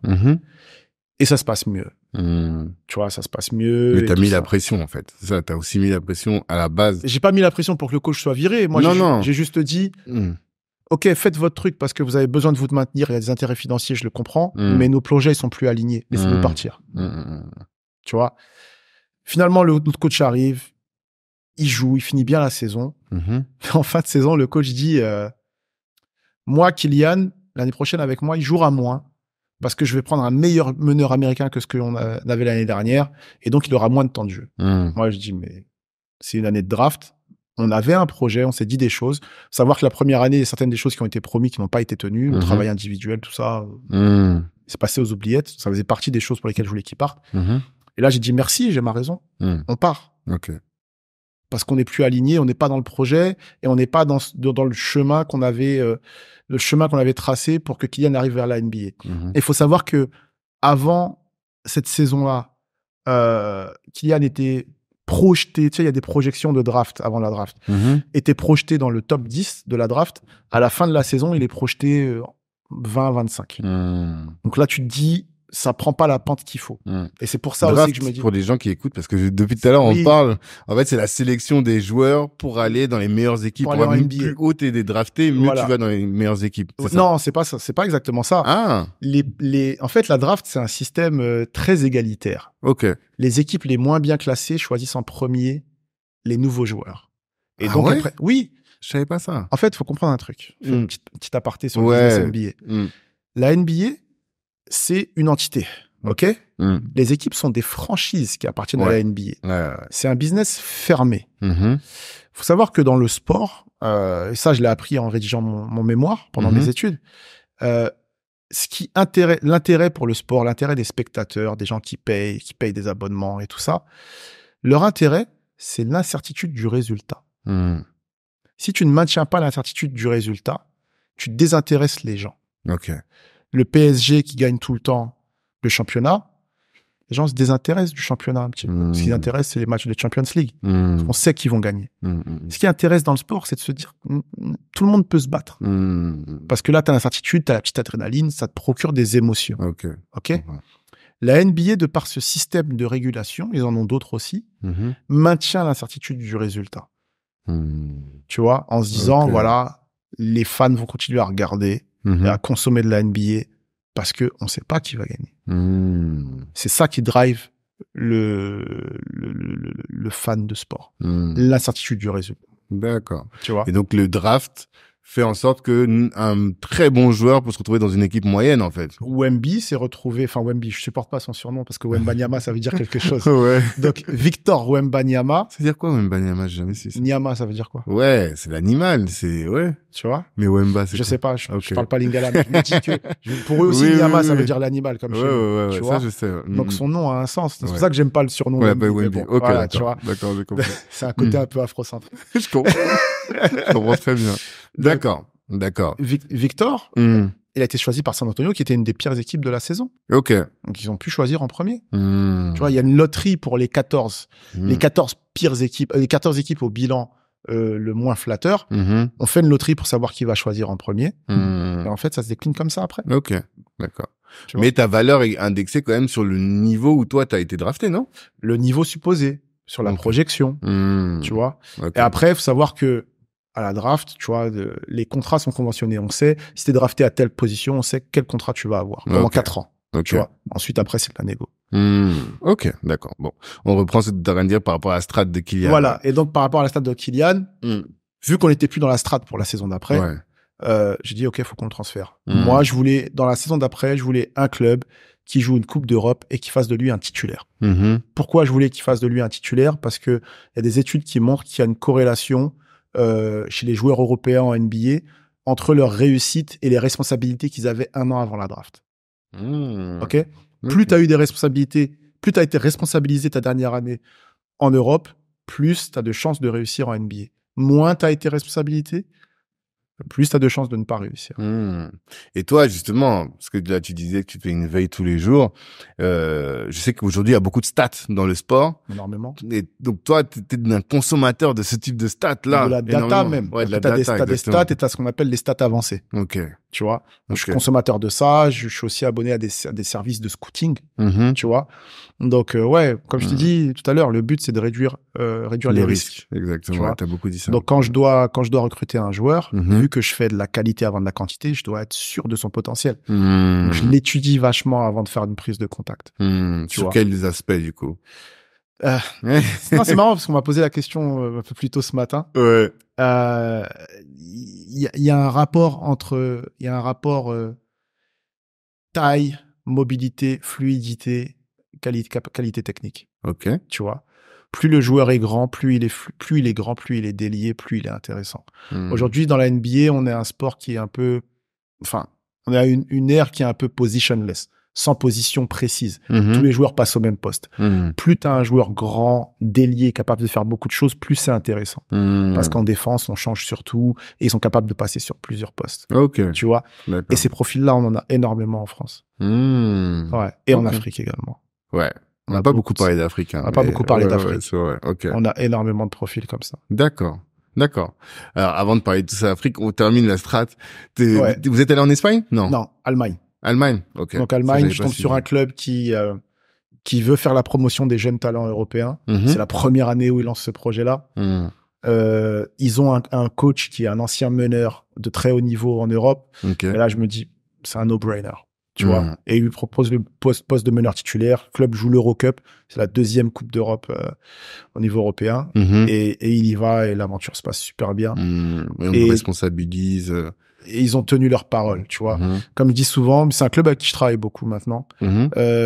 Ils font ce qu'ils disent et ils disent ce qu'ils font. Ouais. Et c'est très rare dans le basket européen. Tu vois, par exemple, Cholet qui m'avait proposé toute une strat, qu'ils n'ont pas tenu. Ils n'ont pas tenu, sans problème. Tu vois.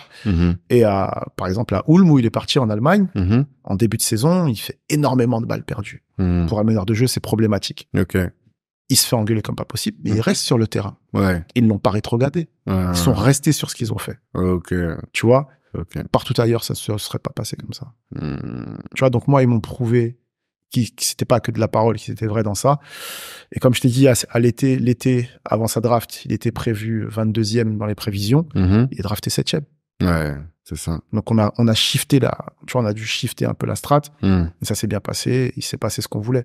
Ouais, donc toi, tu dis, et ça fait le lien avec ce que tu disais, de pas subir les choses. Non. C'est quand t'as une strat, tu pousses pour qu'on rentre dans la strat. C'est ça. Et je pense que je suis un peu connu pour ça dans le milieu. D'accord. Je reste pas dans des schémas si les schémas ne sont plus alignés avec l'intérêt du joueur. Tu vois, sur ça, je suis pas très consensuel. D'accord. Il y en a qui m'aiment pas trop. J'imagine.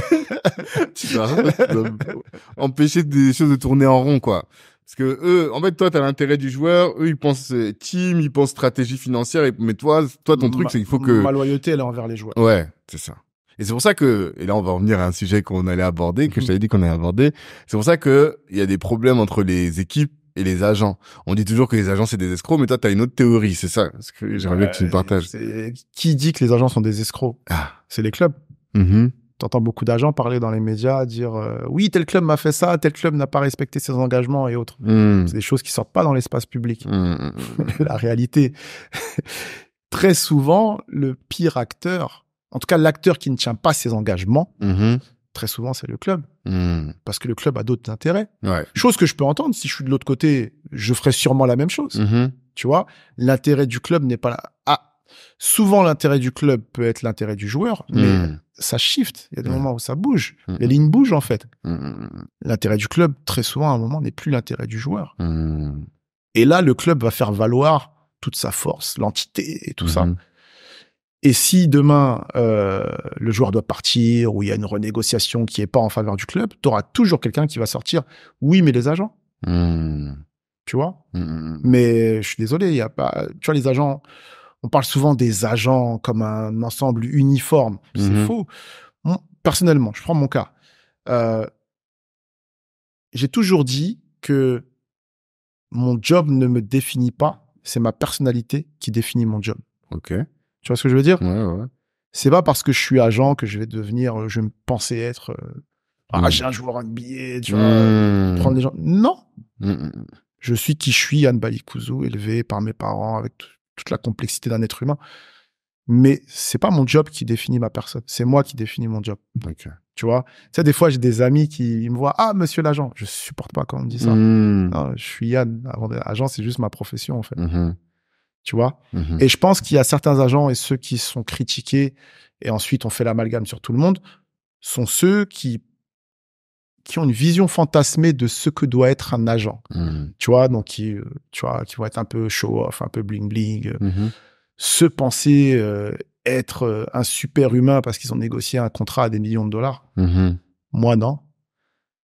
Parce que je sais qui je suis et c'est pas mon taf qui me définit, en fait. Tu vois? Ok.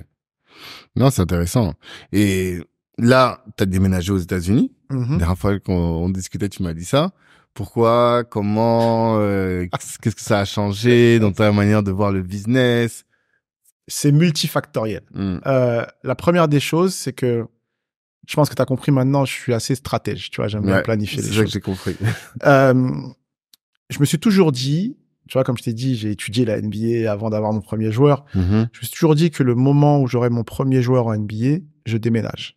Okay. Je pars pour être sur place, pour pouvoir être là quand il faut et tout ça. Et je mettrai ce qu'il faut en place ici pour que la gestion des joueurs. J'ai pas pu le faire avec Kylian parce qu'on était en plein pendant le Covid. Ouais.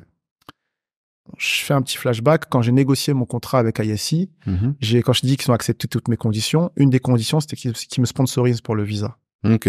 Tu vois. Okay. Donc ça, c'est écrit noir sur blanc. Voilà.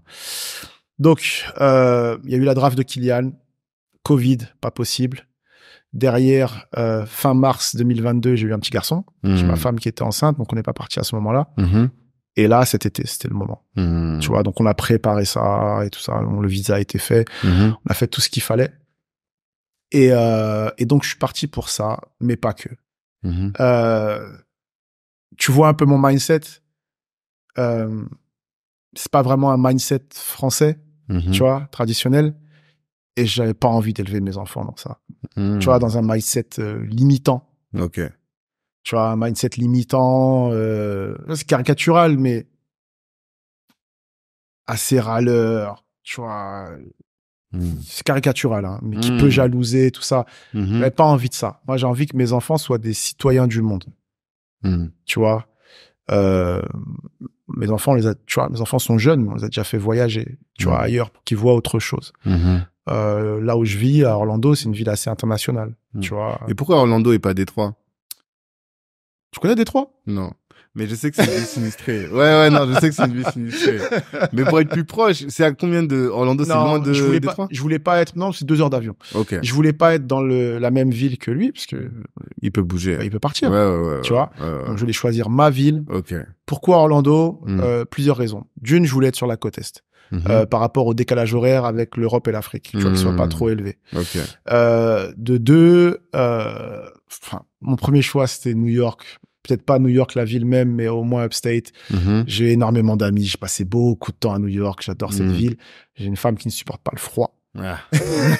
On peut la comprendre. New-Yorkais, on peut la comprendre. C'était mort. J'ai réfléchi un peu à Atlanta. J'ai réfléchi à Miami, mais j'ai peur des ouragans. Et en fait, Orlando, c'est un peu imposé comme une évidence parce que mon aéroport international pour une vie de famille, c'est assez tranquille. On est au soleil, c'est pas négligeable. Et je suis pas très loin de beaucoup de villes américaines en avion, tu vois. Pour les ouragans, t'es un peu plus dans les terres, donc ça tape moins fort. Dans l'État de Floride, il n'y a pas de taxe d'État, en plus de la taxe fédérale. Ok, d'accord. Je paye moins d'impôts. Voilà, pour plein de raisons comme ça. Ok. Et donc voilà, je voulais éduquer mes enfants dans un autre climat. Pour être peut-être un peu polémique, mais très honnête, le climat actuel en France est totalement nauséabond. Ouais. Je vais pas participer à ça. Ça me fatigue. Ça me fatigue. Ok. On comprend. On comprend, effectivement. Tu vois, et même, tu vois, on est sur Kalimandjaro, on va parler clair. Tout n'est pas parfait aux États-Unis. Ouais, pour les Renois. Pour les Renois, tout n'est pas parfait aux États-Unis, mais je pense qu'on est beaucoup plus considéré qu'en France. En France, dans la considération des Noirs, il y a un plafond de verre. Ok. Tu vois, moi, ici, j'ai beau faire ce que je fais, j'ai beau avoir le niveau social que j'ai,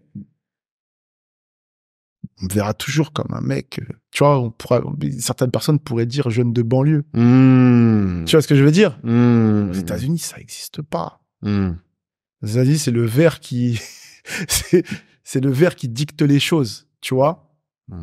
J'habite dans un gated community, tu vois, les quartiers fermés et tout ça. C'est un peu un ghetto de riches, en vrai, tu vois. Tu vois, j'ai eu cet a priori d'Africain qui a grandi en France. Je voyais mes voisins, des Blancs et tout ça. Je me dis, ouais, comment ils vont nous regarder? Faut qu'on se tienne bien. Faut pas que les enfants fassent trop de bruit. Ah ouais? Tu vois, tu sais, c'est des stigmates qui restent. Des PTSD, des syndromes post-traumatiques, tu vois. Faut pas qu'on nous regarde, faut pas que, tu vois. Les gens, ils s'en foutent. T'habites là, t'es un des nôtres, en fait. Ouais. Ok. Ici, je suis pas sûr que ce soit la même chose. Ouais. Même si t'es arrivé socialement, en fait, t'es jamais arrivé. T'es jamais arrivé et t'arriveras jamais. Parce qu'il y a une histoire. Et dans cette histoire-là, nous, on n'a pas notre place à la table. Tu vois? Et ça, c'est, comme on dit en anglais, c'est deeply rooted dans le logiciel des gens ici. Voilà. Ah, c'est vrai. C'est ça mes raisons, en fait. Et tu sens que si on reste sur le business cette fois-ci, est-ce que tu as l'impression que il y a une vraie différence entre le business là-bas et le business ici? Mais bon, je te pose la question, mais j'ai déjà la réponse. Et surtout le business des Renois par rapport à ici. C'est intéressant ta question. La deuxième partie est très intéressante.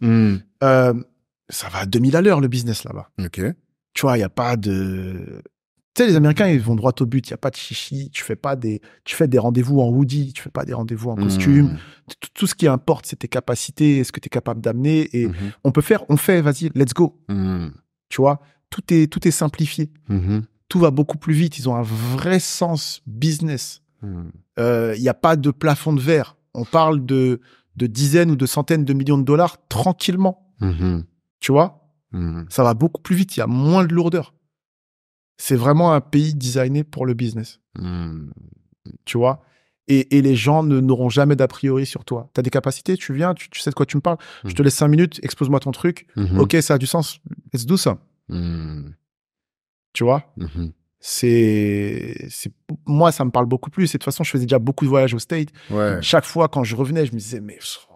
C'est ça. J'en prenais plein la tête. Déjà, les gens qui sont de Londres me disent ça, mais alors, j'imagine aux States, ça oui, j'en prenais plein la tête niveau business, tu vois, les opportunités qui arrivaient, tac, tac. C'est trop. Et là, tu vois, je suis dans mon élément, je suis comme un poisson dans l'eau dans ça. Tu vois. Et pour ce qui est du business communautaire, je vais rester dans le business du sport. Et un gros sujet aux États-Unis aujourd'hui, c'est diverse representation. Tu vois. Beaucoup d'agents NBA, c'est un peu moins vrai aujourd'hui, il y a une nouvelle vague, une nouvelle génération, mais pendant longtemps, beaucoup d'agents NBA étaient des blancs, juifs, tu vois, géraient le business, tu vois, beaucoup. Et en fait, il y a un sujet qui a été mis sur la table, tu vois, notamment au moment où des gens comme... il y a eu d'autres agents noirs avant qui ont fait des choses, mais au moment où des gens comme Jay-Z est arrivé avec Roc Nation Sports, beaucoup avec Rich Paul, parce qu'il joue beaucoup sur cette fibre-là, de la représentation, tu vois. Representation matters, tu vois. Que des Noirs représentent des Noirs. Ben oui. Même tout à l'heure, quand tu disais que le coach américain t'avait dit ils veulent pas parler aux Blancs en costume, Ouais. Et ça, pour moi, aux États-Unis, ça doit être puissance 1000, quoi, tu vois. C'est une évidence aux États-Unis. Même si ça veut pas dire que tous les joueurs noirs vont qu'avec des agents noirs. Tu vois ce que je veux dire? Mais à compétence égale, tu sais, les Américains, ils sont dans le communautaire, tu vois. Tu vois, en France, on appelle ça le communautarisme. Tu vois, le isme donne une connotation péjorative. Ouais. Là-bas, ils sont dans le communautaire et c'est cool. Tu vois? Ça, tu le ressens. Ouais, tu le ressens. Tu le ressens. Je vais même te dire, mon boss, il est blanc, il est juif, David Bowman. On a un rendez-vous avec une boîte qui fait du conseil financier, lui et moi. On rencontre les mecs et c'est pour ça que je kiffe mon boss, parce qu'il a jamais peur de parler. Et ils nous montrent leur plaquette de présentation. Ils voulaient qu'on travaille assez proche, qu'on les recommande à nos joueurs et tout ça. Et sur leur plaquette, on voit leur staff. Et là, je vois mon boss, il va pas bien. Tu sais, je le sens agacé. Et il me dit, il dit au boss en face, il dit, écoute, faut que je te parle d'un truc là. Il dit, qu'est-ce que vous faites pour la diversité? Il dit, parce que je vois votre roster là. Il dit, nos joueurs, la plupart, c'est des Afro-Américains. Ils vont pas kiffer. Et là, le mec en face, bon, il se démonte pas, tu vois. Et il dit, ouais, ok, on y travaille, mais il faut savoir que sur les positions seniors de conseil financier, faut du temps pour arriver senior. On a beaucoup de juniors qui viennent de la diversité, mais pour l'instant, on essaye d'amener ça, tu vois. Et quand on repart du rendez-vous, mon boss qui me dit, mais Yann, mais t'as vu ça? Il dit, mais on aurait cru l'équipe nationale de Norvège. Je vois très bien. Il me dit, on peut pas faire ça. Tu vois? Même des blancs, ils pensent. Ils ont intégré le truc. Tu vois? Après, lui, il a travaillé depuis très longtemps. Il a travaillé pendant 25 ans avec David Falk, l'agent qui avait Michael Jordan, Pat Ewing, tous les gros gars des années 90. Il était dedans. Et c'est un mec super intelligent, avec un esprit ouvert, tout ça. C'est des points qu'il voit tout de suite. Je me souviens, une fois, on cherchait un nouveau directeur marketing. Tu vois, moi, j'ai une position de directeur dans la boîte. Techniquement, je suis numéro 2 dans ISC Basketball. Pas dans ISC Sport, mais dans ISC Basketball, je suis numéro 2. Et on devait embaucher un nouveau directeur marketing. Il me dit, écoute, il y a la section HR, les ressources humaines de ISC Sport vont faire le premier écrémage, mais derrière, je le ferai, je t'enverrai les profils, tu feras un zoom avec eux, tu me diras ce que t'en penses. Mais moi, dans l'idée, pour maintenir un équilibre, je veux embaucher une femme noire. Ouais. Tu vois, en France, on peut pas avoir ces discours-là. Non. Lui, il a dit, je veux embaucher une femme noire. Je veux une femme et je veux qu'elle soit noire. Tu vois? Mais comment tu veux ne pas kiffer quand tu entends des discours comme ça? Tu vois? En fait, t'es décomplexé, quoi. Representation matters. La représentation, la représentativité, c'est super important. D'accord. Tu vois? Et c'est des sujets actuellement dans le sport américain. Tu vois? Et c'est pour ça que Rich Paul fait un strike. Un gars du ghetto de North Cleveland, si je dis pas de bêtises. C'était un hustler, tu vois. Il vendait des maillots. C'est comme ça qu'il a connu les Lebron. Et là, il a monté son truc, il a monté son empire. Et là, tu l'arrêtes plus. Tu l'arrêtes plus. Et les joueurs se reconnaissent en lui. Ils ont le même background. C'est ça. C'est un businessman accompli, tu vois, mais qui, dans le fond, a le même background qu'eux, tu vois. Donc, ils peuvent se comprendre, tu vois. Comme moi, tu vois, je représente des joueurs d'origine africaine ou africain. Il y a un joueur que j'ai pas encore, mais que je conseille pour l'instant, qui me dit, qui est aux États-Unis, un joueur africain. Il me dit, mais comment on fait pour envoyer de l'argent au pays, s'il te plaît? Il ne savait pas. Il touche de l'argent, il touche beaucoup d'argent. Il sait pas comment envoyer de l'argent au pays. Tu vas parler de ça à un agent qui vient pas de notre communauté. Il va dire, qu'est-ce que tu fais? Passe par la banque. Voilà. Tu vois, il y a des problématiques. Mon oncle qui est malade, mais il faut payer l'hôpital. Tu sais, pour nous, c'est normal. C'est la base. C'est la base. Pour d'autres, ils comprennent pas. Et c'est pour ça, tu sais, quand on dit representation matters, être représenté dans la communauté, c'est pas histoire de dire, non, les blancs, c'est bon, c'est pas pour... Non, c'est pas ça. C'est juste... On a les mêmes problématiques. On se comprend. Tu vois ce que je veux dire? On se comprend. On n'a pas besoin d'expliquer des choses. Oui, mais tu sais, je dois faire ça parce que tu sais, dans notre culture, on doit s'occuper de nos anciens. C'est ça. Non. Tu me dis un truc, je comprends tout de suite. Ok, je peux t'aider avec ça. Ok, let's go, on le fait. Tu vois? Tu vas pas te retrouver avec des gens qui vont dire, mais pourquoi tu t'occupes de tes parents et de tes cousins là-bas, là, hein? Tu dois être en train de justifier. Non. Tu me dis un truc, ok, j'ai capté, c'est bon, viens, on fait. Tu vois? C'est dans ce sens-là que c'est intéressant et je pense important pour les joueurs, tu vois. De te voir toi. Voilà. Et comment est-ce que toi tu contribues du coup à favoriser l'immersion ou l'émergence de talents africains dans la NBA? Ou ouais, voilà. Ok. De deux manières. J'ai toujours eu deux choses. La première des choses, en niveau business, j'ai toujours eu un œil sur l'Afrique, toujours su que le potentiel qu'on a en Afrique est incroyable. Tu vois. Maintenant, il faut savoir aussi être, raisonnable.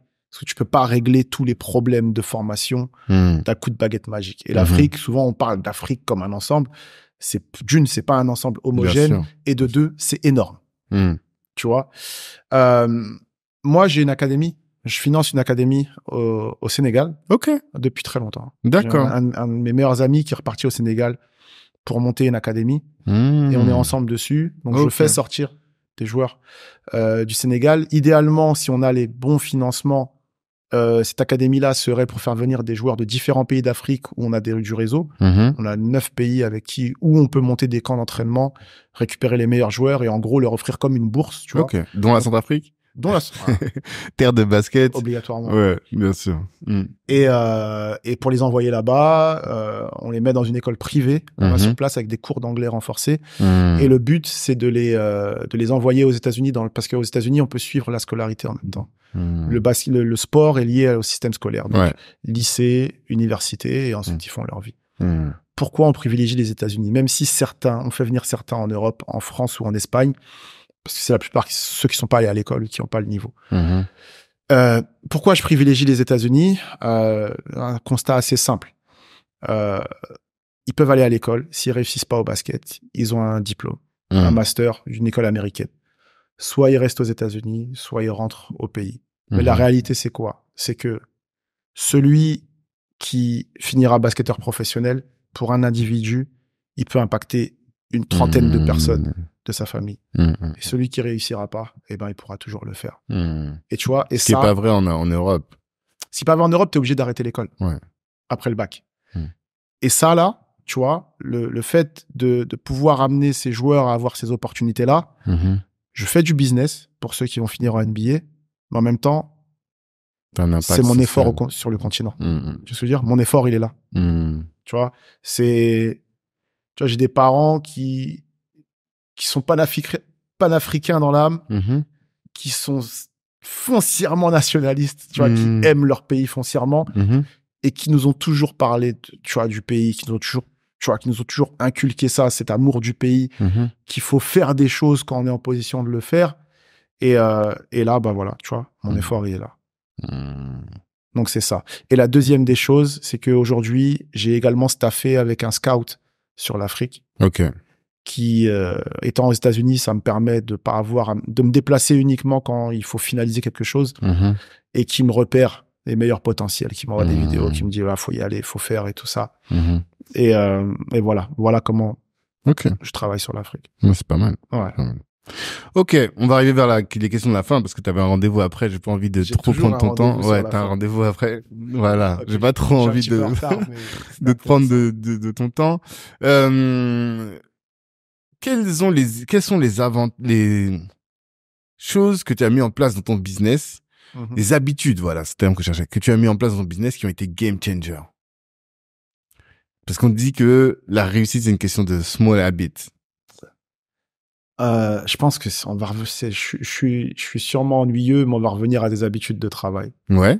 Tu vois, ma journée commence le matin, je fais une revue de presse. Je fais une revue de presse de tout ce qui se passe dans le monde du basket. S'il y a des articles intéressants à lire, je les lis, je revois mes mails et tout ça. Et non, tu vois, en termes d'habitude, quand je réfléchis bien, en termes d'habitude, je pense que c'est juste rester fidèle au chemin et à mon ikigai, on va dire. Tu vois, rester fidèle au fait de rester dans ma stratégie, travailler la qualité avant la quantité, stay true to myself. Tu vois ce que je veux dire? Je pense que je peux pas avoir de vraies habitudes parce que on n'a pas de journée type en tant qu'agent. C'est très diversifié. C'est selon les choses qui se présentent. On a des périodes de l'année, mais te parler de journée type, non, en fait. D'accord. Donc, avoir des vraies habitudes, non. Je pense que c'est juste une constance dans le travail. Tu vois, vraiment une constance dans le travail. C'est vraiment ça. Et toujours être là pour mes joueurs. Ouais. Vraiment, ne pas perdre ça de vue, mais être présent pour les joueurs. Super important. D'accord.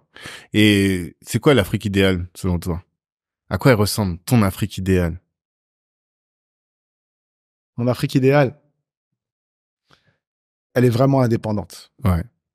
Elle est vraiment indépendante. Monétairement. Elle peut faire du business avec des partenaires économiques qu'elle a choisis en faisant des vrais appels d'offres. Pouvoir bénéficier de ces matières premières comme elle le souhaite et comme tous les autres pays peuvent le faire. Sauf que dans certains pays, notamment le nôtre, il y a des beaux amphithéotiques qui font que le sous-sol appartient à l'ancienne puissance coloniale. Tu vois? Donc pour moi, la vraie indépendance, elle est financière, elle est économique. Une fois que ces pays-là auront une vraie indépendance, on n'aura plus des marionnettes au pouvoir qui pensent qu'à leur ventre et à celui de leur clan. Et on aura des gens qui mettront des vraies politiques en place sur des choses nécessaires comme la santé, l'éducation, l'alimentation. Et à partir de là, on a des bases solides pour construire et s'élever. Et quel rôle, toi, tu jouerais dans une Afrique comme tu décris, là?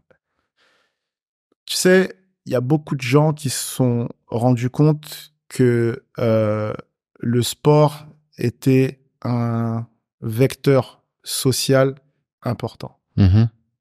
Voilà où je pourrais m'inscrire. Tu resterais dans le sport. Toi, en fait, c'est ce que je connais. T'es dedicated au sport. C'est ce que je connais, c'est ce que je sais. Après, tu vois, je fais pas de la pub.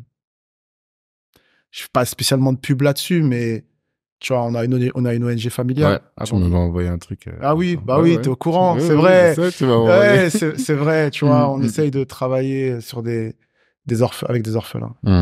Et mon but là, à court terme, c'est de reconstruire une école. Parce que j'étais parti il y a 2 ans, j'avais visité l'école où étaient la plupart de ces enfants-là. Et l'école, c'est des bouts de bambou avec quelques feuilles de palmier au-dessus. C'est au village, du coup, c'est pas à Bangui. C'est pas au même. village. C'est à Bangui même. Ouais, c'est vers ça qui fait mal c'est parfois. vers la colline. Baza Bangui. Ok. Ouais. Non, c'est terrible. C'est terrible. Franchement, la situation de la Centrafrique, si on voulait, on pourrait parler pendant 1 heure. Mais là, je suis parti en avril, là. Je suis rentré, j'étais dépité. J'y étais en février. Ouais. Si tu veux, on fera un autre podcast où on parlera de ça. Parce que les gens connaissent pas les réalités de chez nous. Ouais. Tu vas leur parler de Centrafrique, ils vont te parler de Bokassa, ou ils vont te parler, des événements de 2013 en te disant c'était chrétien contre musulman. C'est beaucoup plus complexe que ça. Totalement. Tu vois? Et voilà. C'est ce que certains des belligérants voulaient qu'on croie. C'est ça. Mais en fait, c'est beaucoup plus complexe que ça. On est d'accord. Notre audience, c'est la jeunesse afro de France majoritairement, mais d'Occident et un peu d'Afrique. Okay. Quel message tu veux absolument qu'ils retiennent de ces 2 heures où on a échangé là? Qu'est-ce que tu veux absolument qu'ils gardent? Croyez en vous, rien n'est gravé dans le marbre, on peut toujours dépasser sa condition. Ce que je dis souvent, c'est vrai ou faux, mais ce que je dis très souvent, c'est que j'étais pas censé être là. Ouais. Quand tu vois s'il fallait mettre un pourcentage de chance, là où je partais, j'étais pas censé être là. On peut toujours dépasser sa condition. Ok. Voilà. Bon, en tout cas, nous, on t'observe. Je sais pas c'est quoi les prochains moves là. C'est quoi, il y a quoi, quels sont les moves qu'il faut qu'on... J'ai un joueur qui doit se présenter à la draft là, cette année. Ah. Et j'en recrute un autre. Si ça se fait, je t'en parlerai parce que je pense que ça te fera plaisir. Ah ouais? J'en dis pas plus. Ok. Ouais. Bon, on surveille tout ça alors. On surveille tout ça. Mais en tout cas, force à toi. Merci beaucoup. Merci. Et nous, je dis, ça fait pour moi, ça fait au moins 3 ans que je t'observe. Ouais. Et on voit comment ça monte. On espère que ça va continuer, hein. Et forcément. force au podcast aussi. J'écoute. Merci. Je sais que t'écoutes, ça fait plaisir. J'écoute et ça fait plaisir. J'aime beaucoup et je pense que c'est nécessaire. C'est bien pour notre communauté d'avoir des. Je vais pas dire des exemples parce que j'ai pas envie de me mettre sur un piédestal ou mettre d'autres personnes, mais des points de repère et se dire c'est possible, on peut le faire. Et maintenant c'est à moi de me dépasser. C'est le but, c'est vraiment le but. Tu vois. C'est à ça que ça sert. Voilà. En tout cas, force à toi. Merci beaucoup. Et à tous, je vous dis rendez-vous la semaine prochaine pour un autre invité qui sera, je le sais déjà, aussi intéressant que l'aura été Yann. À plus tard, Yann. Merci, ciao. Ciao.